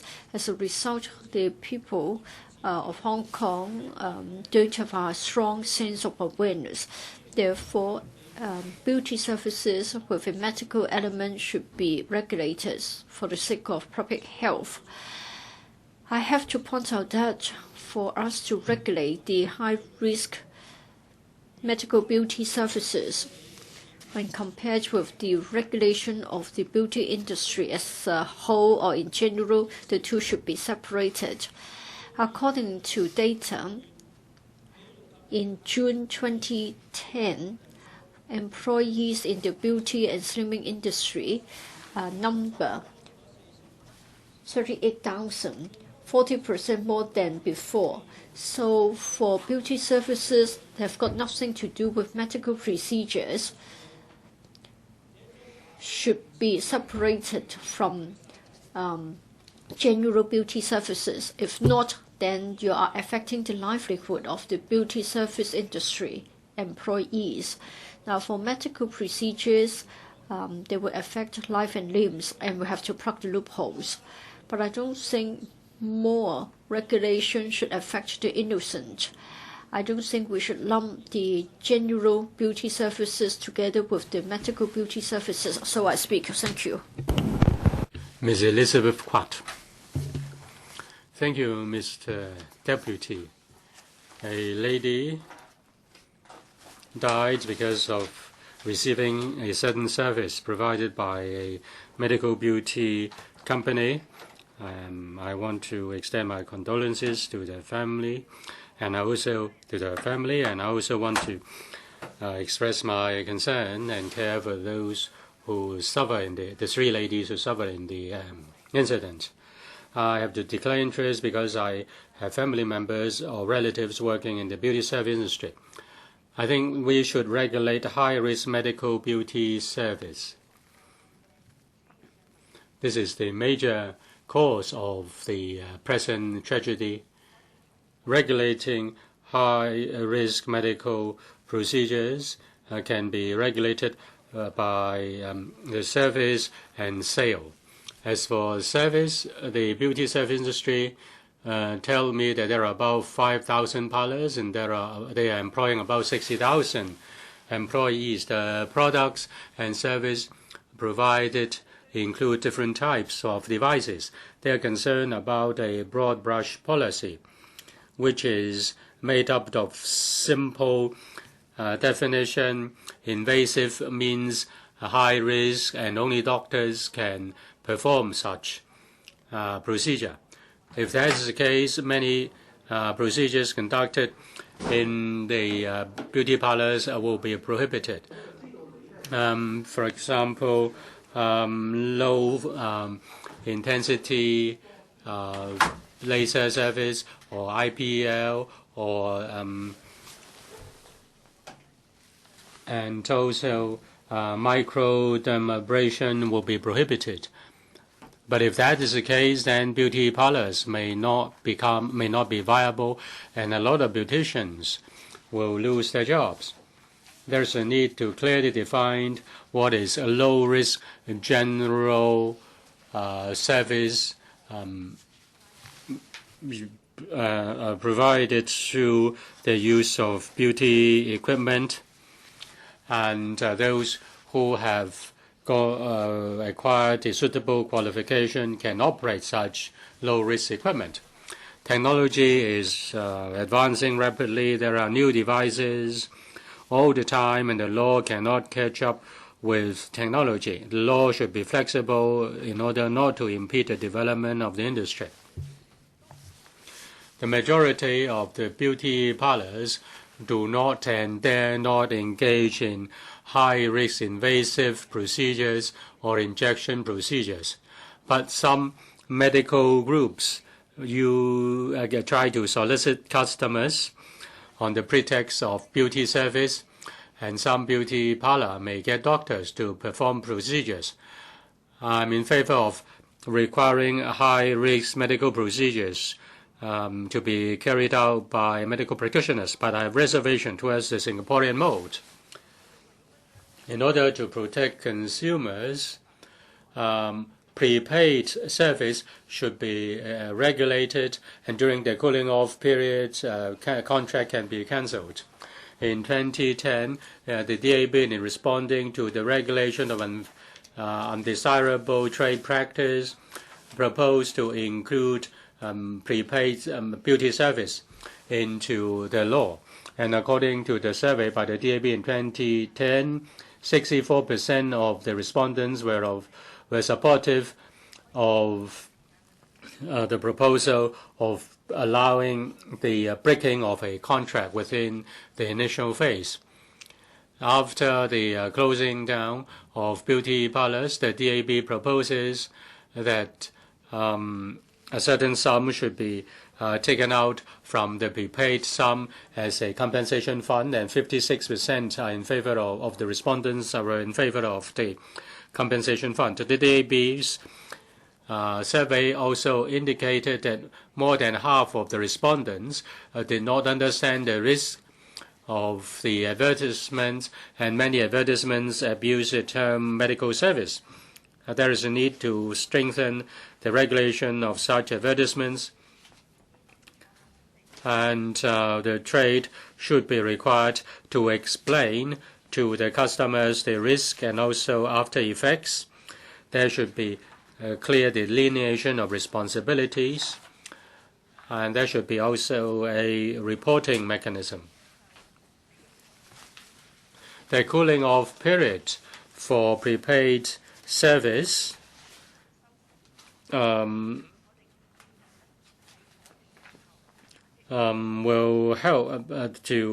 help to combat unfair trade practices. Now, people say that they will give their life for beauty, but Ms. Helena Wong has commented on that, and I believe consumers want to be beautiful, but they don't want to give their life for that. In conducting regulation, And the professional training of beauticians should be enhanced, and the beauticians will provide a professional service to their customers. The beauty service will develop in a healthy manner, and Hong Kong ladies will become more beautiful while still being safe. I asked the chairman of the panel on health services to call a public hearing to invite all sectors of the community to discuss the regulation of beauty service and medical beauty service. And I also urge the administration to include representatives of the beauty service in the working group under the review and under the steering committee. Thank you, Mr. President. I support Mr. Cheng Han-Pan's amendment. Ms. Priscilla Leung. 主席，一條人命，一個雙腿。Mr. President, one life, two legs, and several victims were seriously injured. Now, lives are very precious. Safety comes first. In the last term of the LegCo, I participated in the Select Committee investigating the Lehman Brothers mini bonds. Up till now, the victims, the tragedy suffered by the victims are still very fresh in my mind. At the same time, we see these medical beauty service. It seems that it is different from the Lehman Brothers incidents, but they are similar because they are high risk, and yet the service are being sold without any regulation. The sellers and the buyers don't know the risk of the product. At the end, people fall victim, some even lose their lives, some have their families wrecked. Whether it is the mini-bond or it is a medical beauty course, the seller and also the boss is capable of protecting themselves. They ask innocent customers to sign contracts beforehand and sign disclaimers as well. I have followed up the cases of many Lehman Brothers victims. I went to the banks and I looked at the provisions. When the consumers signed the contracts, they hadn't read them. They just signed without going through those terms carefully.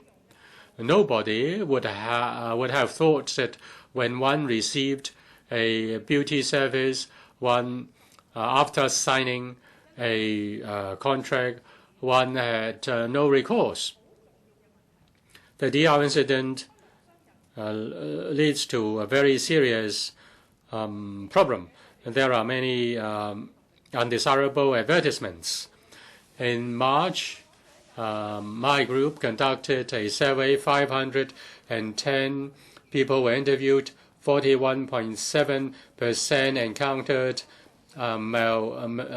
mis-selling, and 27.7% of such mis-selling were related to beauty service. Now, they just suffered mental and monetary loss. But when they discovered that it's difficult to claim compensation, they gave it up because it was too complicated. And this DR incident caused a life and several serious injuries. It is a matter of public safety. It is beauty under the is medical operation under the guise of beauty service. Further investigation is needed. It is obvious that the boss and the company providing the service know how to protect themselves, yet the victims and their families have nowhere to turn to. They don't even have a clue of how to claim damages. This is only the tip of an iceberg. the medical beauty service is unregulated.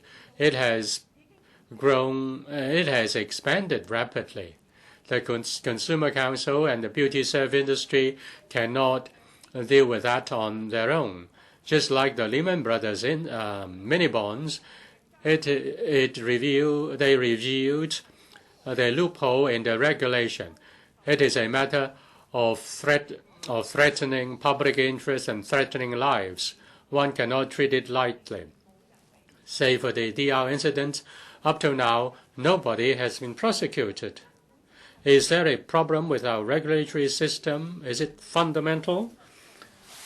There is no definition between medical procedure and beauty service. When a mistake is made by the medical practitioner in the medical beauty service, the doctor wielding the knife will be wielding the scalpel would be held responsible, but not the boss. We need a regulatory mechanism so that this high-risk procedure will continue without regulation and can be sold as a product in the market without any restriction. Citizens will not be alerted, and they think that this is only an ordinary service.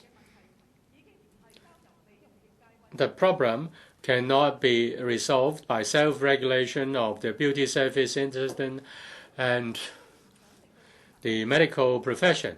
Just like the Lehman Brothers incident, the beauty service and the medical sector don't want their image being tarnished and don't want the accident to happen at their own premises.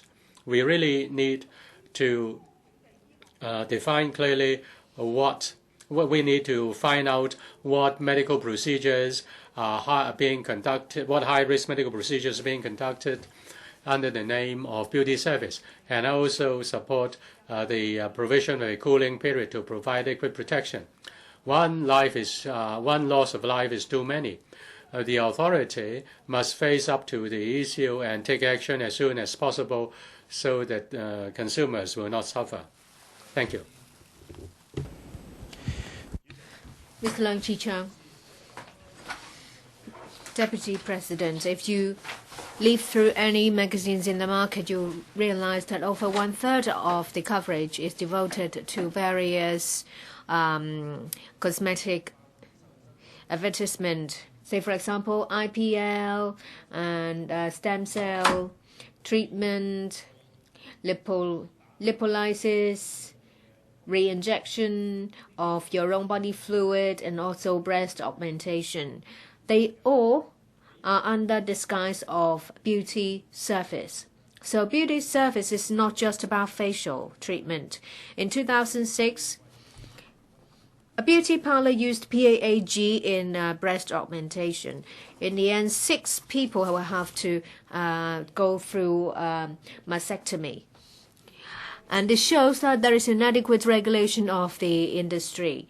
What the administration did at that time was to ban PAAG in the use in the beauty industry. This is only the tackling of symptoms. They failed to tackle the root of the problem. From 2006 till now, it's been 6 years. The administration has not conducted any substantial regulation on the beauty industry. Now we have a case involving 4 people receiving an intravascular transfusion offered by the DR Beauty. In the end, there is 1 fatality, 1 is still in ICU. This is tragic. There are a lot of gray areas involved. Differentiation between medical service and beauty services, the promotion of high-risk procedures, and also differentiation between health product and medicinal drugs, regulation of operators of medical devices, and also regulation of undesirable medical advertisements. We have loopholes in the legal system. Say, for example, the regulation of medical devices. In 2004, the Department of Health implemented the administrative measure of regulation of medical devices. There are 4 levels of medicine according to their types. Importers will provide information of the person in charge, the efficacies of the device, and also number of incidents, recall mechanisms. Such information will be provided to the department. On the face of it, it is in order. But this is voluntary. There is no legal effect. So how effective is it in the end? And you see that it is only superficial. It exists in name only. In the market, beauty parlors use lasers and IPLs and invasive devices in that procedure. And in fact, it is unregulated. There are a lot of new products being promoted and used. And as to what types are they and how many, the administration is in the dark. The Department of Health, in relation to regulation of medicinal drugs and also the personnel engaged in its sale, are stringently regulated. The use of medicine devices is equally important. If you don't take your medicine, you may die, but a misuse of medical devices will also result in injury or fatality. So regulation of personnel operating medical devices is very important. There are different disciplines when it comes to medical personnel, but when it comes to beautician, there is no regulatory and registration system. There are different beauticians with different level of experience and qualification. What can they do? What can't they do? There is no clear differentiation. And there is keen competition in the market. Some beauticians, without receiving any training in the use of some devices, they will just learn on the job. And there are many different types of medical beauty services. When it comes to the use of medical devices and the operators, there is no regulation on the part of the administration. Consumers are facing many different products. They don't know the risk and they don't know what consequences it comprises. I think that the risk of medical beauty services and the use of medical devices is not to be neglected. When a voluntary system fails to work, you need to legislate. A few years back, when the administration proposes the regulation of the beauty industry, some practitioners came out to say that it will ruin their livelihood. And I think this is unwise to use such grounds to object to the proposal, because when something happens, there is no one to be held responsible. And in the end, consumers' confidence are affected. And this is an adverse effect on the industry. After the DR incident, I see the Secretary, Dr. Ko Wing-man, is determined to review and plug the loopholes and the grey area. I hope the administration this time round will set down the legislative program for legislating to protect the interest of consumers. In the end, I wish the patients to speedy recovery. I so submit. Mr. Tommy Zhang.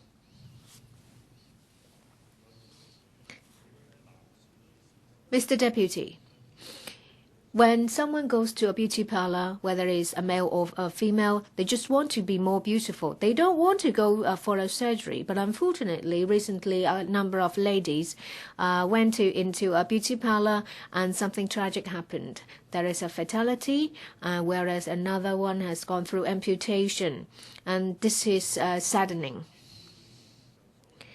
The ladies received a DCCIK treatment. This is a kind of your own cell immunities treatment. They have placed their trust in the wrong people. They trusted the doctors, but they are receiving treatments that are not scientifically and clinically proved. There are a lot of high-risk medical procedures in the market that have been packaged as beauty medical services. They make use of the gray areas to avoid regulation. In order to avoid a reoccurrence, I agree with Mr. Vincent Fang. We need to end the anarchy of the industry. We have to legislate to differentiate beauty services and medical procedure to stop people from meddling through. And if it is a medical procedure, there should be stringent requirements, and also stringent requirements on the location and the use of the engagement of personnel and also medical devices. And when it comes to sales, clear messages and information have to be disseminated to the consumers, including efficacy and risks. Referral will have to be made to professionally qualified personnel, and people doing the operations or conducting the procedures will have to be professionally qualified and trained. Risks and possible side effects and consequences will have to be fully reviewed to consumers. We have to enhance regulation. We don't want to overdo it, like the motion and the amendments. Through the introduction of cooling off period.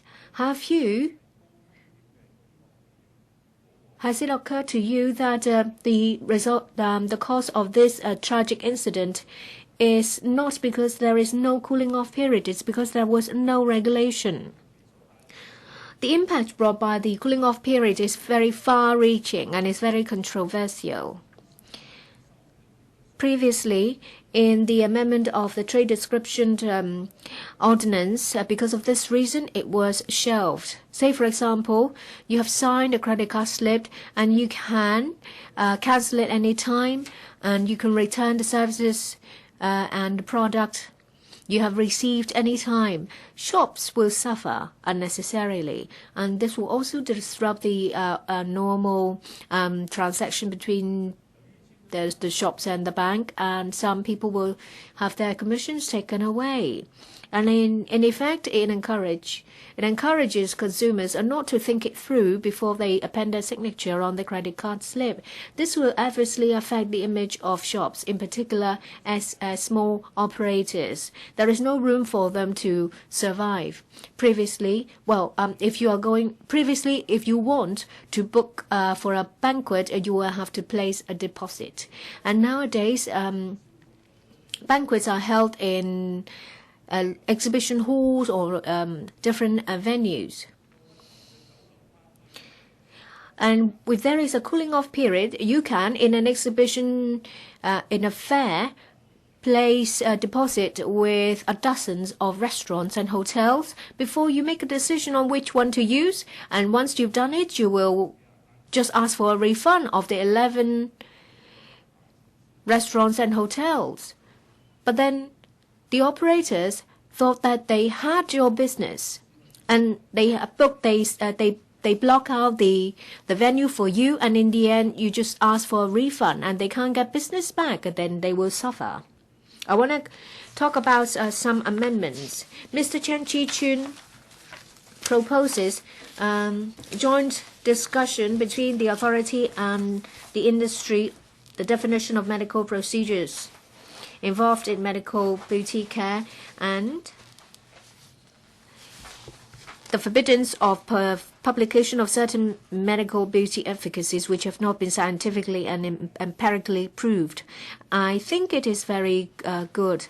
There has to be enhanced communication between the authority and the industry to plug the loopholes and to enhance regulation. Mr. Leung Ka-lau proposes the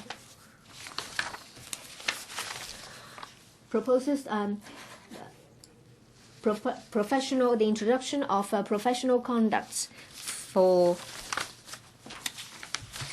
medical practitioners. I'm afraid I can't support this. I so submit. Mr. Wu Chi-wai. Thank you, Mr. President. On this occasion, the Democratic Party has suggested that we need to regulate the beauty industry. In particular, we need a clear definition for medical beauty service so as to protect consumer interests. Many members have referred to the particular incident in question, and we can see for ourselves that we need to regulate the medical beauty service. We need to have clear definitions, and I think there is consensus over this matter. However, the crux of the matter is whether we have a cooling off period. On the 16th of July, when we were on the second last day of the session, the trade description ordinance was amended without the cooling off period.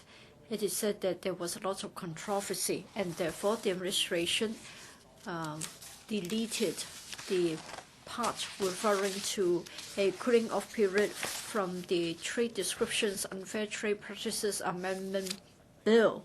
But this incident shows that we need a cooling off period.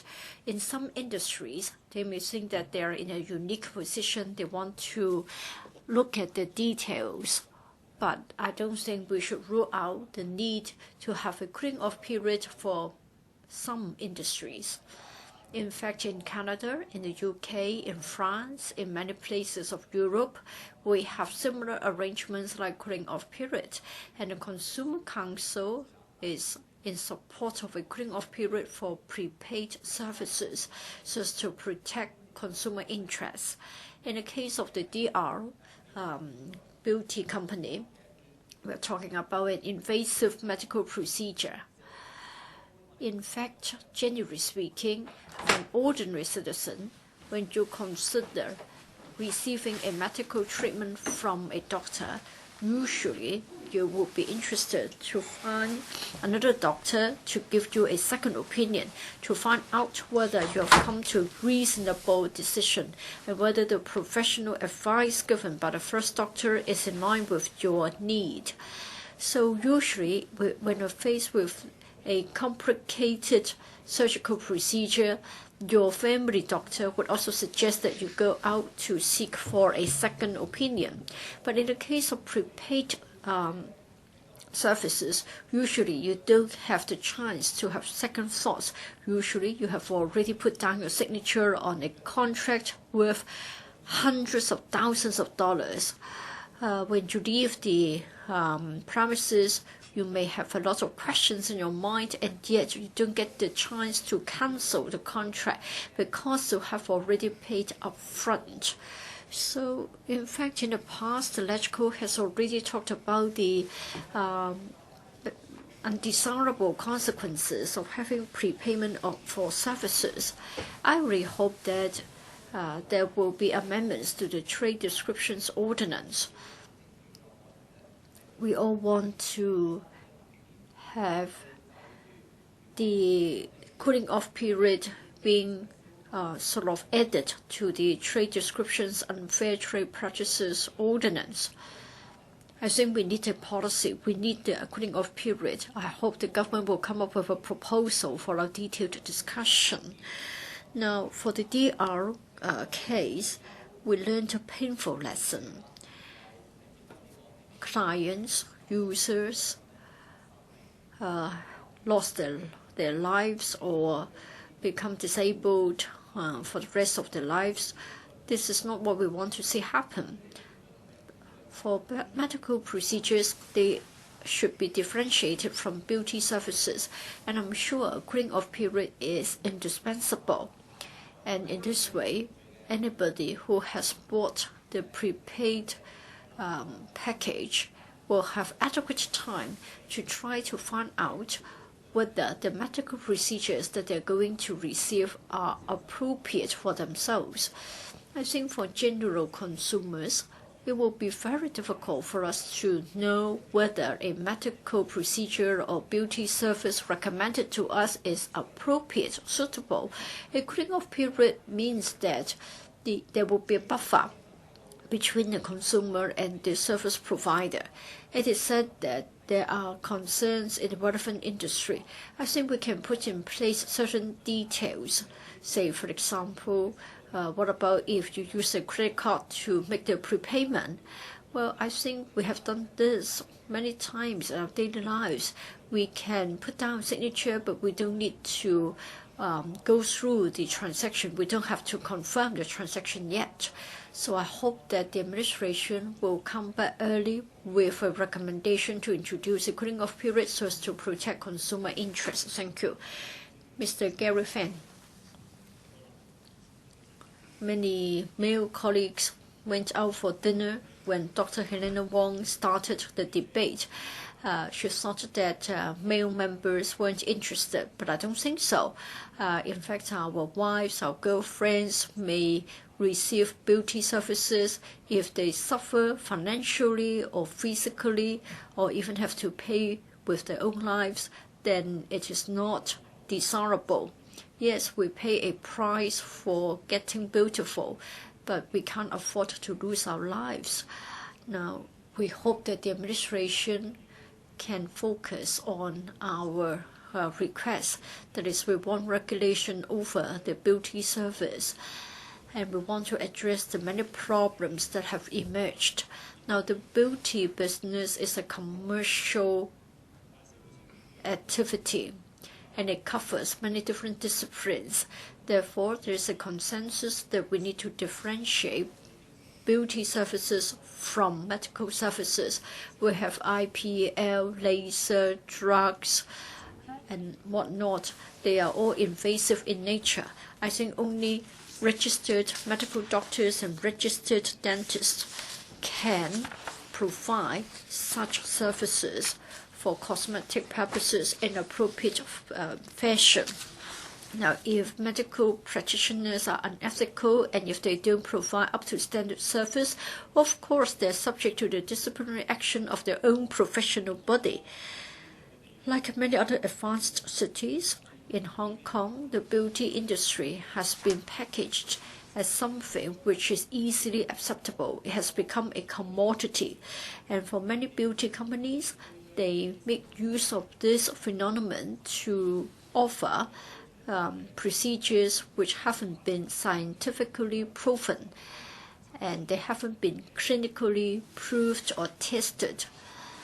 In addition, we have also got misrepresented, false or exaggerated advertisements or promotions claiming that the procedures don't have any side effects. In fact, the consumers are rendered into guinea pigs. Hong Kong has always prided itself as a cosmopolitan city in Asia, but unfortunately, as of now, we haven't got a piece of legislation overseeing the beauty industry. We have to rely on a code of trade practice for the beauty industry, expecting the industry to exercise self-discipline. However, in the light of this tragedy, it means that the public opinion is of the view that we need to do much more. According to the administration, and in fact, Dr. Ko has also submitted a paper to us, and we know clearly that in fact, we have got a number of laws in place, but then they haven't been amended in a timely fashion. We have got the Medical Clinics Ordinance and the Hospital, Nursing Homes and Maternity Homes Registration Ordinance.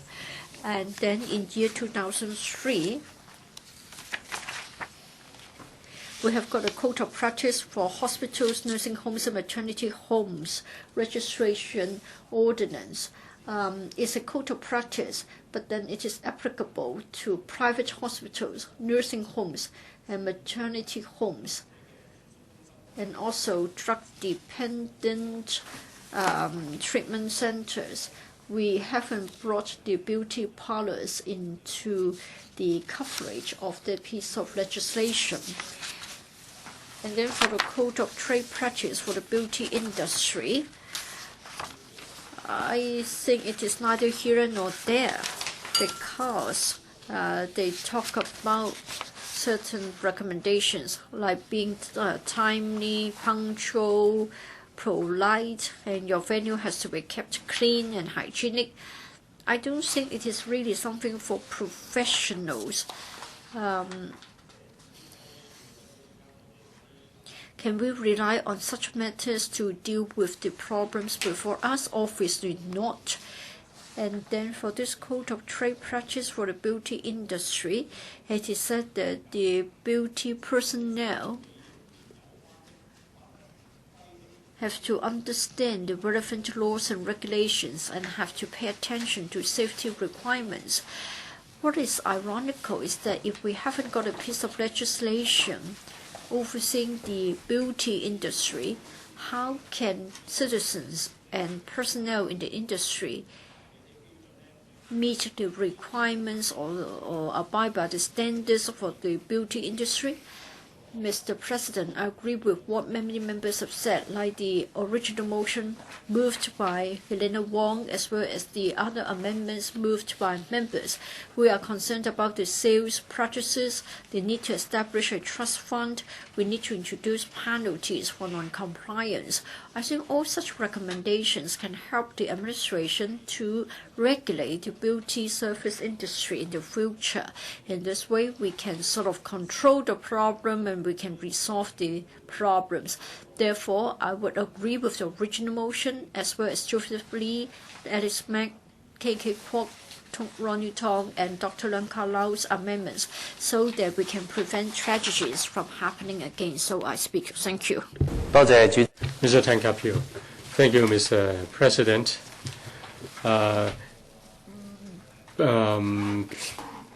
Subscribing to beauty service is not just the monopoly of ladies. Even the beauty parlors are trying to attract male clients as well. I've brought along 5 weekly magazines. Of the 5 weekly magazines, there are 90 advertisements of beauty service groups. And then I came from the MTR station to this council building, and I counted that there were 30 such advertisements. And now we are told that you are not beautiful enough, your eyes are not sharp enough, you are not slim enough, you're 40 years old, you're too fat. Now we've lost our confidence, and if we want to buy back our confidence, we can buy back our confidence by purchasing the service. Now they claim that is a treatment course. The group has the name medicine or medical, has a word medicine or medical, and they provide all sorts of treatment from the top of your head to your feet. And they have a lot of medical devices, and they give you injections. They say that if you're not beautiful, it's sort of an illness, and you need to be treated. Now they make use of doctors. Now look at this doctor.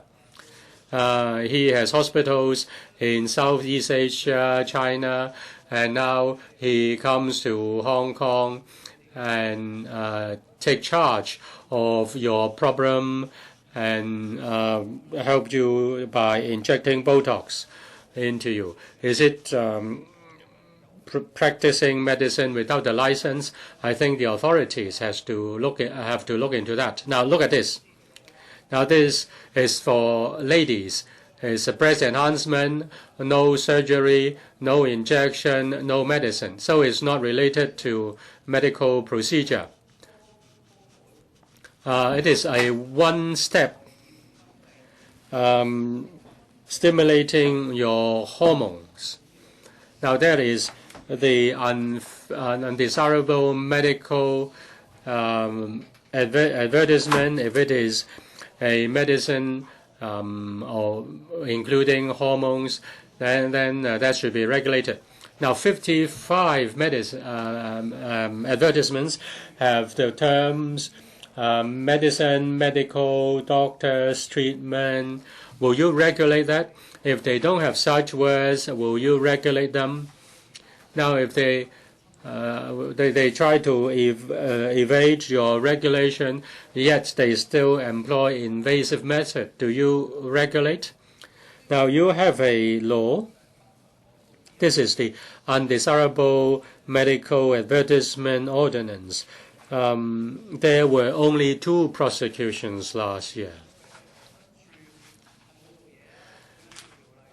Is the Department of Health not doing enough, or is there a problem, inherent problem with the ordinance? Now, concerning the advertisements, you see them everywhere. When you go into a beauty parlor, you just to have a facial treatment, but after your clothes have been taken away and you are subject to very strong air conditioning, and then you are being sold a course of Botox injection. Will you accept that? Now that's a problem. Now and there is also no medical evidence. Now, would you treat this kind of surface advertisement as you treat the claims made by the health food? Now, if you check that and find that they are useless, or you find that they are exaggerations, then you should take action against them. But at present, there is no such arrangements. Now, the advertisements have the photos of doctors and names of doctors. Will you take action? Now, they put a lot of money in the advertisements. They got film stars to advertise for them. That involves a lot of money, and I don't know, and it involves people's lives and limbs, and why don't you take action? Now, on the 13th of February, the Consumer Council criticized Q&A Plus Health Spa, involving $8.5 million, 61 complaints. Each complainant lost $140,000 on average. That is a big sum, even if we don't count the health cost. The industry has to be regulated. Advertisements have to be regulated. Many members propose the cooling off period. With a cooling off period, the business operators and the consumers can be cool-headed. If I am going to receive a high-risk surgery, even if I have prepaid for the service, I have to consider several questions: whether it is regulated, whether the machine is regulated, device is regulated, whether the person is an appropriate person, whether the venue is a suitable venue, and whether the effect has been exaggerated. With a cooling off period, we can go through all these questions, and we can even consult the advice of Department of Health. I will reiterate the proposal made by the FTU last term with regard to the Trade Descriptions and Fair Trade Practices Amendment Bill. We support a 7-day cooling off period, and the administration should introduce a law. Mr. Lam Tai-Fai. Thank you, Mr. President. My apologies. Thank you. As said by Mr. Teng Ka-Piu, the love of beauty is human nature. It is not the monopoly of ladies, and therefore we have seen all kinds of beauty services and many beauty products. It's not just having providing a facial treatment. Medical beauty service or micro plastic surgery are very common. Now, medical procedures are involved, and there are risks. All along, the SARG doesn't have a sound regulatory system.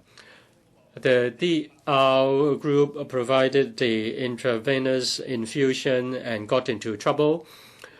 4 ladies suffered from septic shock, and 1 was killed.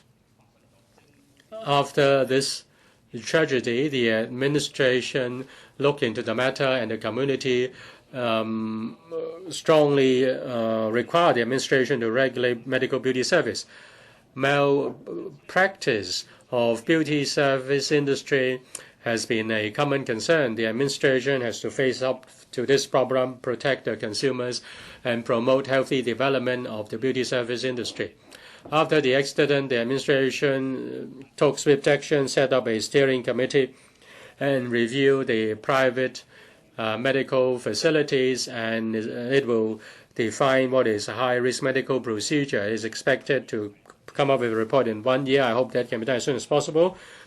Ms. Helena Wong its motion asks the administration to stop high-risk invasive medical procedures, but there is no clear definition of high-risk medical procedures. Before the steering committee comes up with a report in the interim, the administration should conduct suitable supervision to protect consumers to prevent the reoccurrence of tragedies. With regard to companies providing medical beauty service, the administration should set out guidelines, set out what are high-risk procedures, and require professional doctors to conduct such procedures at designated venues.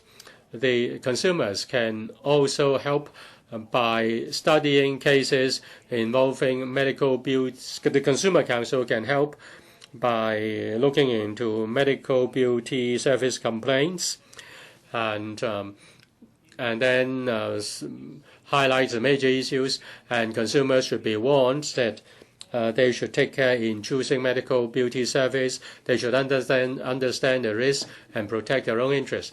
Many beauty service advertisements are very vague and exaggerating. Consumers just underestimate the risk. As for the DR Medical Beauty Group, it claims it has an advertisement on beauty technology. It says beauty shape and golden ratio. Through an injection technology, the part that should be long will be longer. The part should be longer, should be taller, it would be taller, and the part should be bigger, would be bigger. Or is it exaggeration? Such advertisement should be regulated.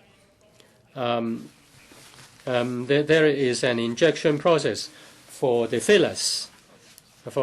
According to Singapore, it belongs to the minimally invasive procedure, and such injections are usually conducted in collaboration with doctors. And many such doctors may not be plastic surgeons, or they may not be surgeon specialists. I think there should be suitable regulation, and only qualified doctors should conduct such procedures. Apart from strict procedures in Singapore, in Korea, which is famous for plastic surgery, also has clear regulation. I've got my assistants to collect a lot of information. In Korea, at present, with regard to medical beauty service or plastic surgery service, there is no separate regulation. If it involves any medical procedure, it is regulated by the medical laws. Even if it is removal of hair by laser, it has to be done in a licensed clinic or licensed center.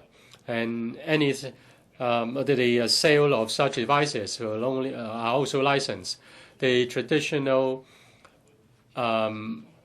plastic surgery service, or rather, the beauty service in Korea is regulated by law. They cannot make use of medicine. They can deal with the face and the scalp, and they cannot make use of medical device. Otherwise, it's in breach of the law. In other words, cases similar to DR Group, there's selling of high-risk medical procedures, even if it is referred to doctors according to the Korean standard, is still in breach of the law. The medical beauty service of Korea is so buoyant because their technology is good, and they also have suitable rules. In Singapore, they also have clear definition and guidelines for aesthetic practices for doctors. Medical beauty industry has a bright future, but there must be a suitable regulatory regime in order to establish reputation of the industry and protect consumers. Without the law, there will be black sheep in the trade, and you really cannot do any touching up and facelifting, and you may even lose your life, and we don't want that to happen. Ms. Claudia Mo.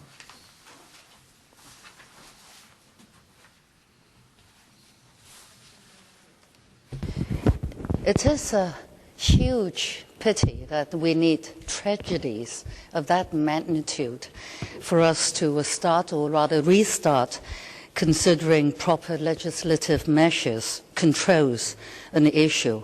I'm naturally in support of the original motion and quite a few amendments that follow. Now, I'm not going to repeat all those and the Pope's Catholic kind of arguments to save time, but I am in particular support of this suggested cool-off period because it's absolutely necessary. Now, guys may not know that for a fact. When it comes to beauty treatments, it's something very personal and something very psychological. It's got a lot to do with a woman's in particular, self-esteem. So it's very much needed as it involves plenty of emotions. And it very often involves a lot of money as well. Now, having said all that, I would urge this council not to particularly demonize the trade of beauty treatments. You know, you would have noticed that I didn't mention the word medical, right? Because I know for a fact that there are more than one proper medical bracket beauty clinics around. So let's not, try to all of a sudden persecute all the dermatologists who are serving as medical or beauty doctors, right? And I was slightly taken aback by some of the speeches that tend to say bad news is good news, and practically everyone in the trade is a baddie and so on. That sort of comments is really unnecessary. And I was quite pleased to hear the speech by my honourable colleague who spoke just now. I think Hong Kong should seriously learn from the Korean experience in this regard. Thank you. Does any other member wish to speak?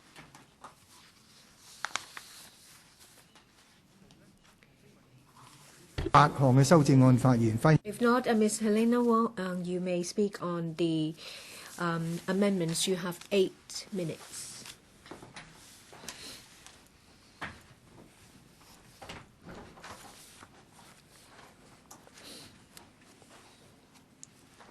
President, first of all, I'd like to thank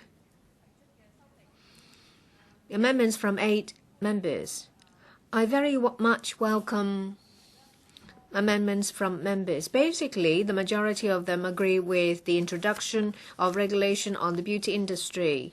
A lot of the amendments, apart from textual amendments, propose many different ways to the administration to enhance regulation, including those from Dr. Joseph Lee. Regulation on premises, laboratories and clinics. Ms. Alice Mark. Regulation on advertisements and also public publicity and education and inspection. Dr. Kwok asked for licensing and a demerit point system, and then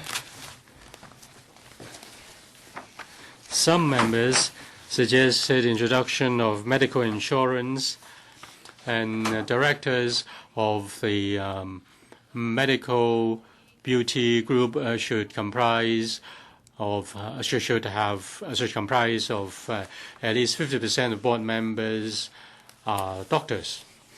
Now, I think all these are relevant to Hong Kong's situation. Let me respond to the point raised by the points made by Mr. Chang Hang Pen and Ms. Quat. You represented the DAB's views. You cross out immediately stop high risk and invasive medical procedure. I find it regrettable. Now you say that you don't want to adopt a broad brush approach and introduce the Singaporean model. If the two members can recall, at the health services panel, I urge Dr. Ko, the secretary, to conduct a detailed study into the Singaporean model vis-a-vis the UK, Australian, US, European regulatory regimes and see which one is more appropriate for Hong Kong. My motion does not assume the introduction of the Singaporean model. Your amendments will water down my motion, and the progress of the setting up of regulatory regime will be delayed. You ask for studies after study after study, so people are left to die. This is really irresponsible. Being irresponsible is not just limited to the DAB, but also Mr. Chi-chuen is irresponsible. He crossed out immediately stop high risk, highly invasive medical procedures. He said it's not clear, and let's clarify the issues first. I asked for immediately stopping the high-risk invasive medical acts. It's not about low risk, just removing acne. I'm talking about something that will take away one's life. The high-risk medical acts that takes away people's life. Now, there is no law. We can only urge the trade to exercise self-restraint. If you don't know the consequence of a particular injection, and if you know that the medicine is for a cancer patient in an advanced stage, then you better withhold that. And I find it strange that Chi-chuen opposed this clause. Now, he also opposes the registration of medical devices.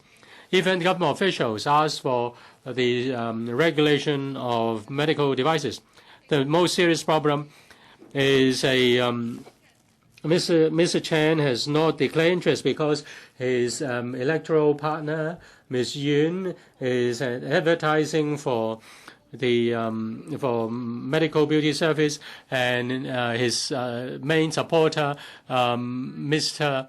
Xiu, is also the boss of a medical beauty group. He's doing a lot of such business. I find it really deplorable. And your speech is more pro-establishment than the pro-establishment, more conservative than the secretary, and more inclined towards the interests of the beauty service than Mr. Vincent Fang. I find it very regrettable. Thank you, Mr. President. Secretary for Food and Health. President, first of all, I thank members for speaking on the motion and the amendments. A lot of them are of high reference value. In my concluding remark, I will attempt to give an introduction of relevant legislation on the regulation of medical industry, and also relevant legislation regulating medical doctors, and also experience withdrawn from overseas practices and our interim measures. Currently, in relation to regulation of the beauty industry, first of all, as I've covered very clearly previously, there is no one piece of particular legislation regulating the industry. However, consumers are afforded protection under the Service Provision Ordinance and Sale of Goods Ordinance and various other consumer-related ordinances. And Mr. Chen Hangbai, Mr. Ronnie Tong, and another member are concerned about sales practice in the industry, in particular prepaid services, which is quite prevalent. In the last legislative year, a number of members have already mentioned that there was the Trade Description Amendment to 2012. It targets sales malpractices, and coercive and improper receipt of payment are targeted. In the sale of services and goods in the industry, if the law is breached, then they have committed an offense. We believe that this will tackle from source the various sales malpractices.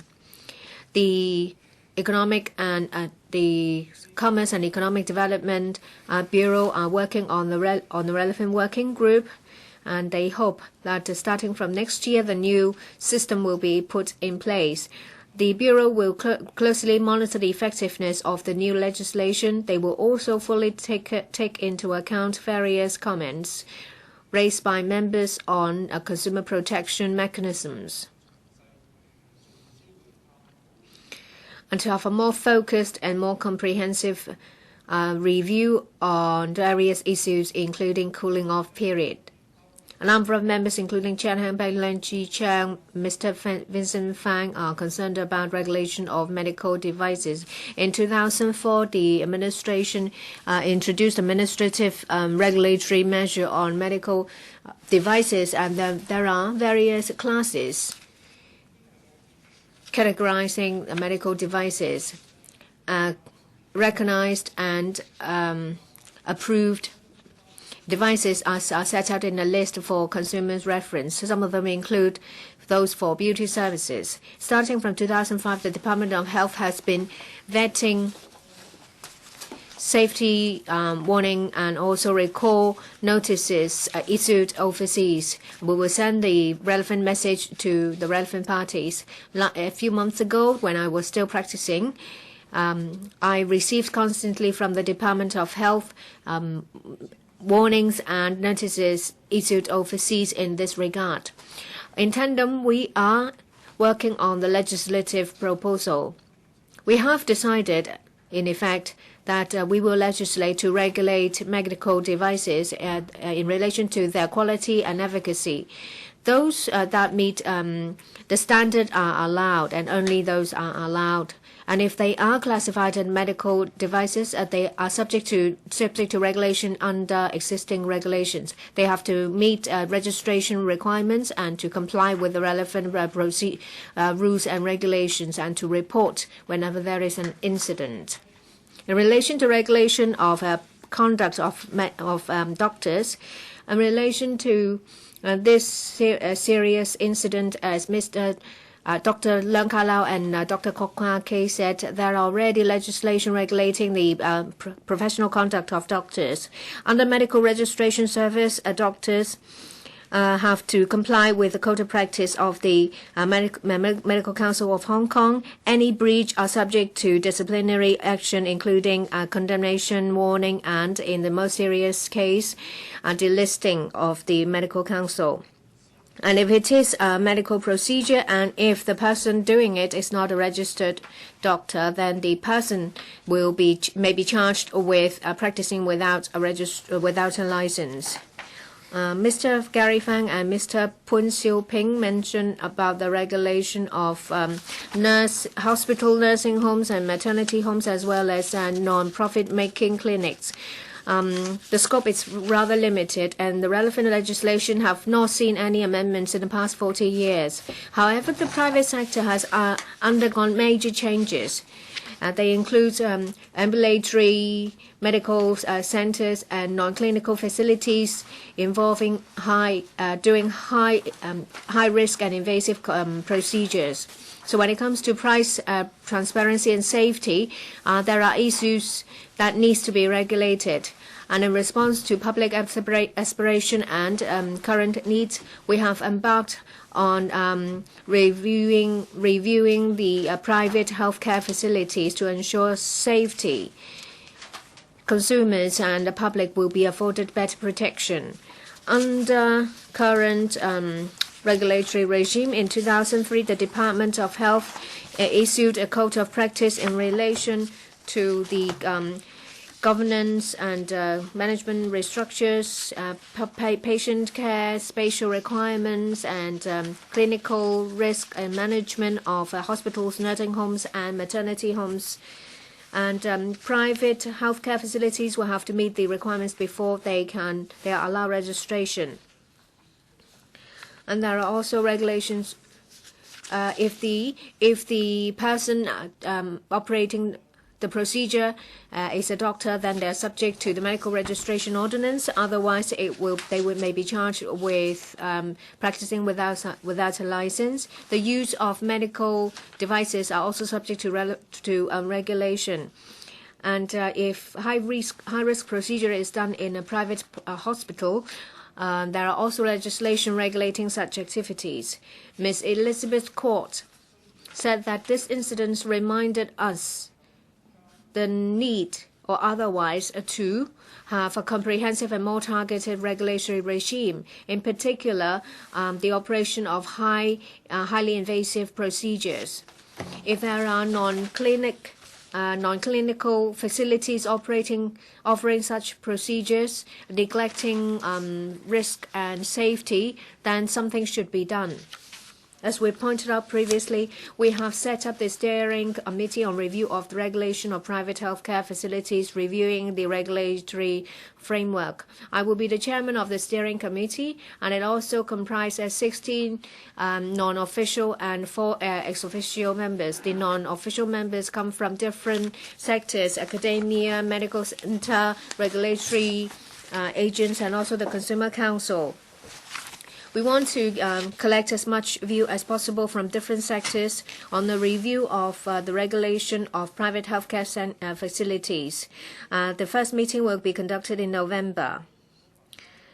The scope of review will be on the applicability of private healthcare facilities and whether there is a need for expansion, and whether other medical elements should be covered, and whether amendments should be made to the penalties.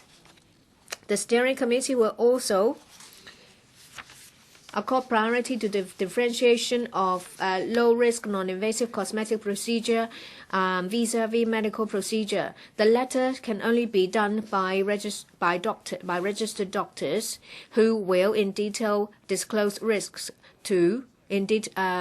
fully to consumers. And this is something that is agreeable. Under the Steering Committee, some working groups will be set up to go into depth studies of various dedicated issues and to pave the way forward. The first working group set up will be tasked to differentiate between medical procedure and low-risk non-invasive cosmetic procedure and formulate guidelines as an interim measure pre-legislation. That means in the end we will legislate. You're all very concerned about the composition. Members will come from the relevant discipline, in other words, dermatology and also plastic reconstructive surgery, also practitioners in the cosmetic industry and also consumers. This has put under an umbrella Ms. Alice Mark and Mr. Chi-chuen's proposals. The first working group meeting will be conducted. Apart from that, we will consider whether to set up more working groups to review other areas. Say, for example, Dr. Joseph Lee and Mr. Chi-chuen mentioned about regulation of laboratories and clinics.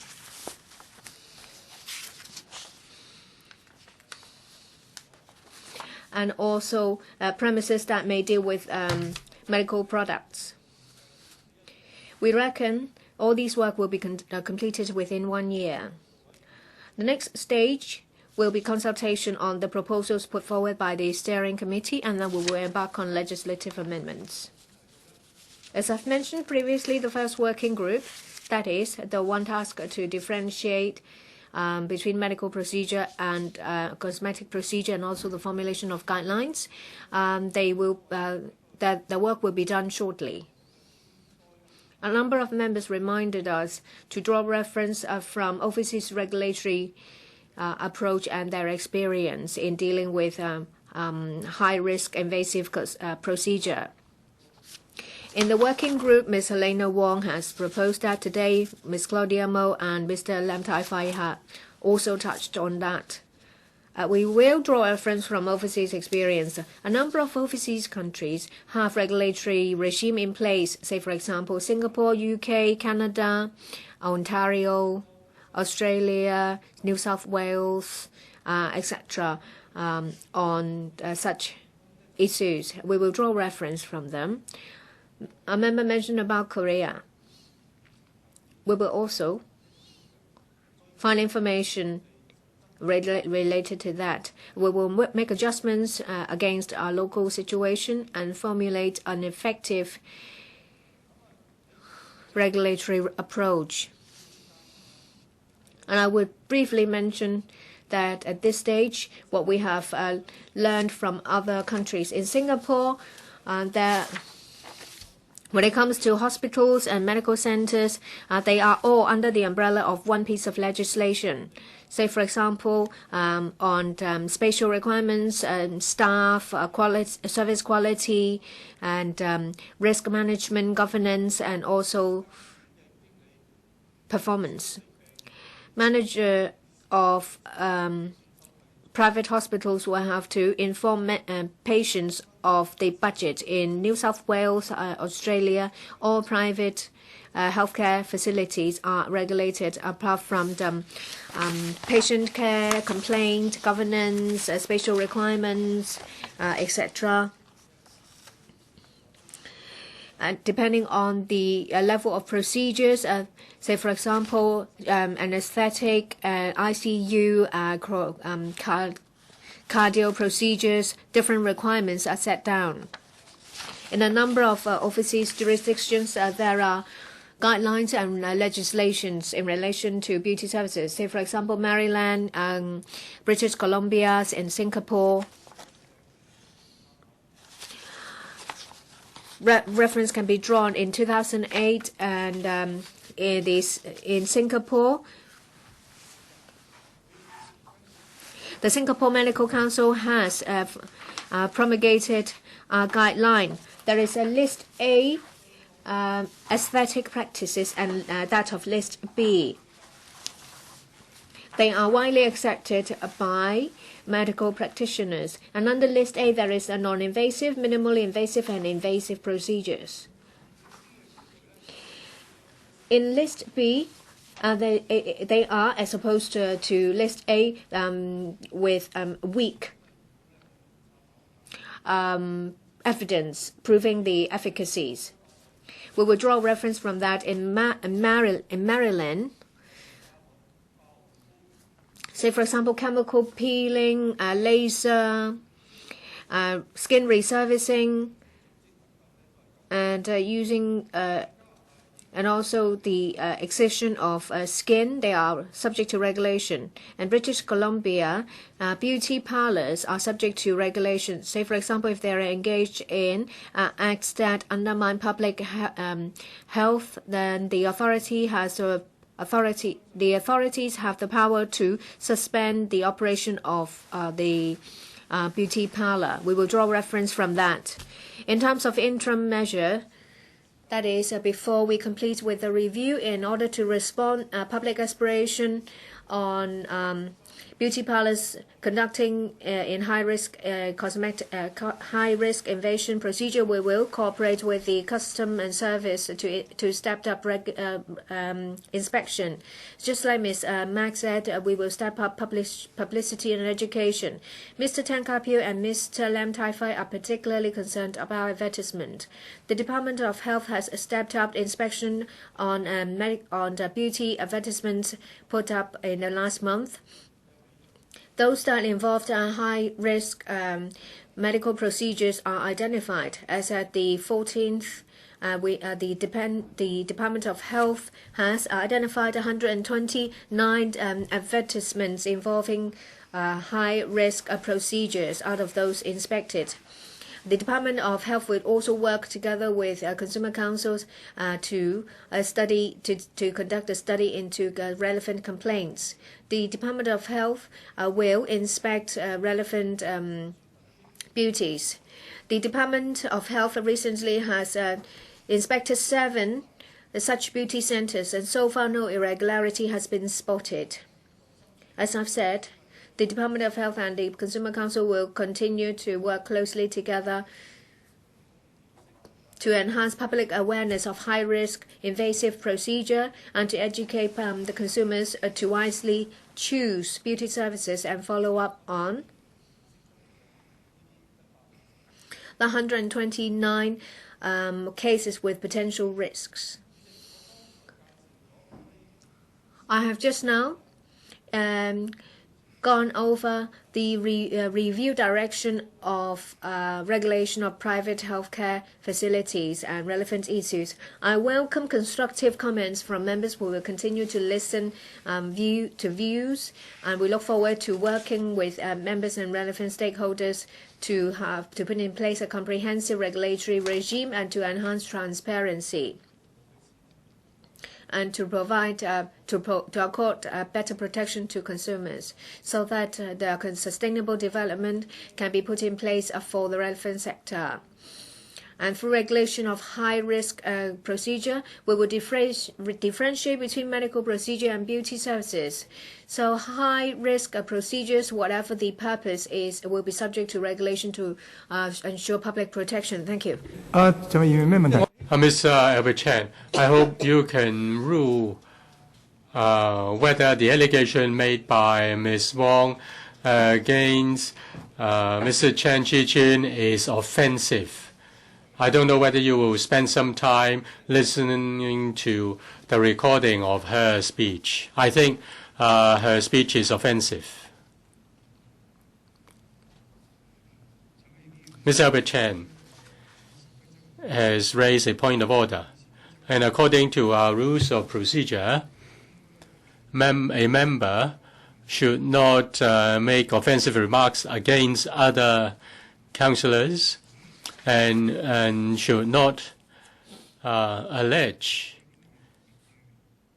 other members of any ulterior motive. I will suspend this meeting, and I will go over the tape and listen to the speech of Ms. Wong concerning Mr. Chan.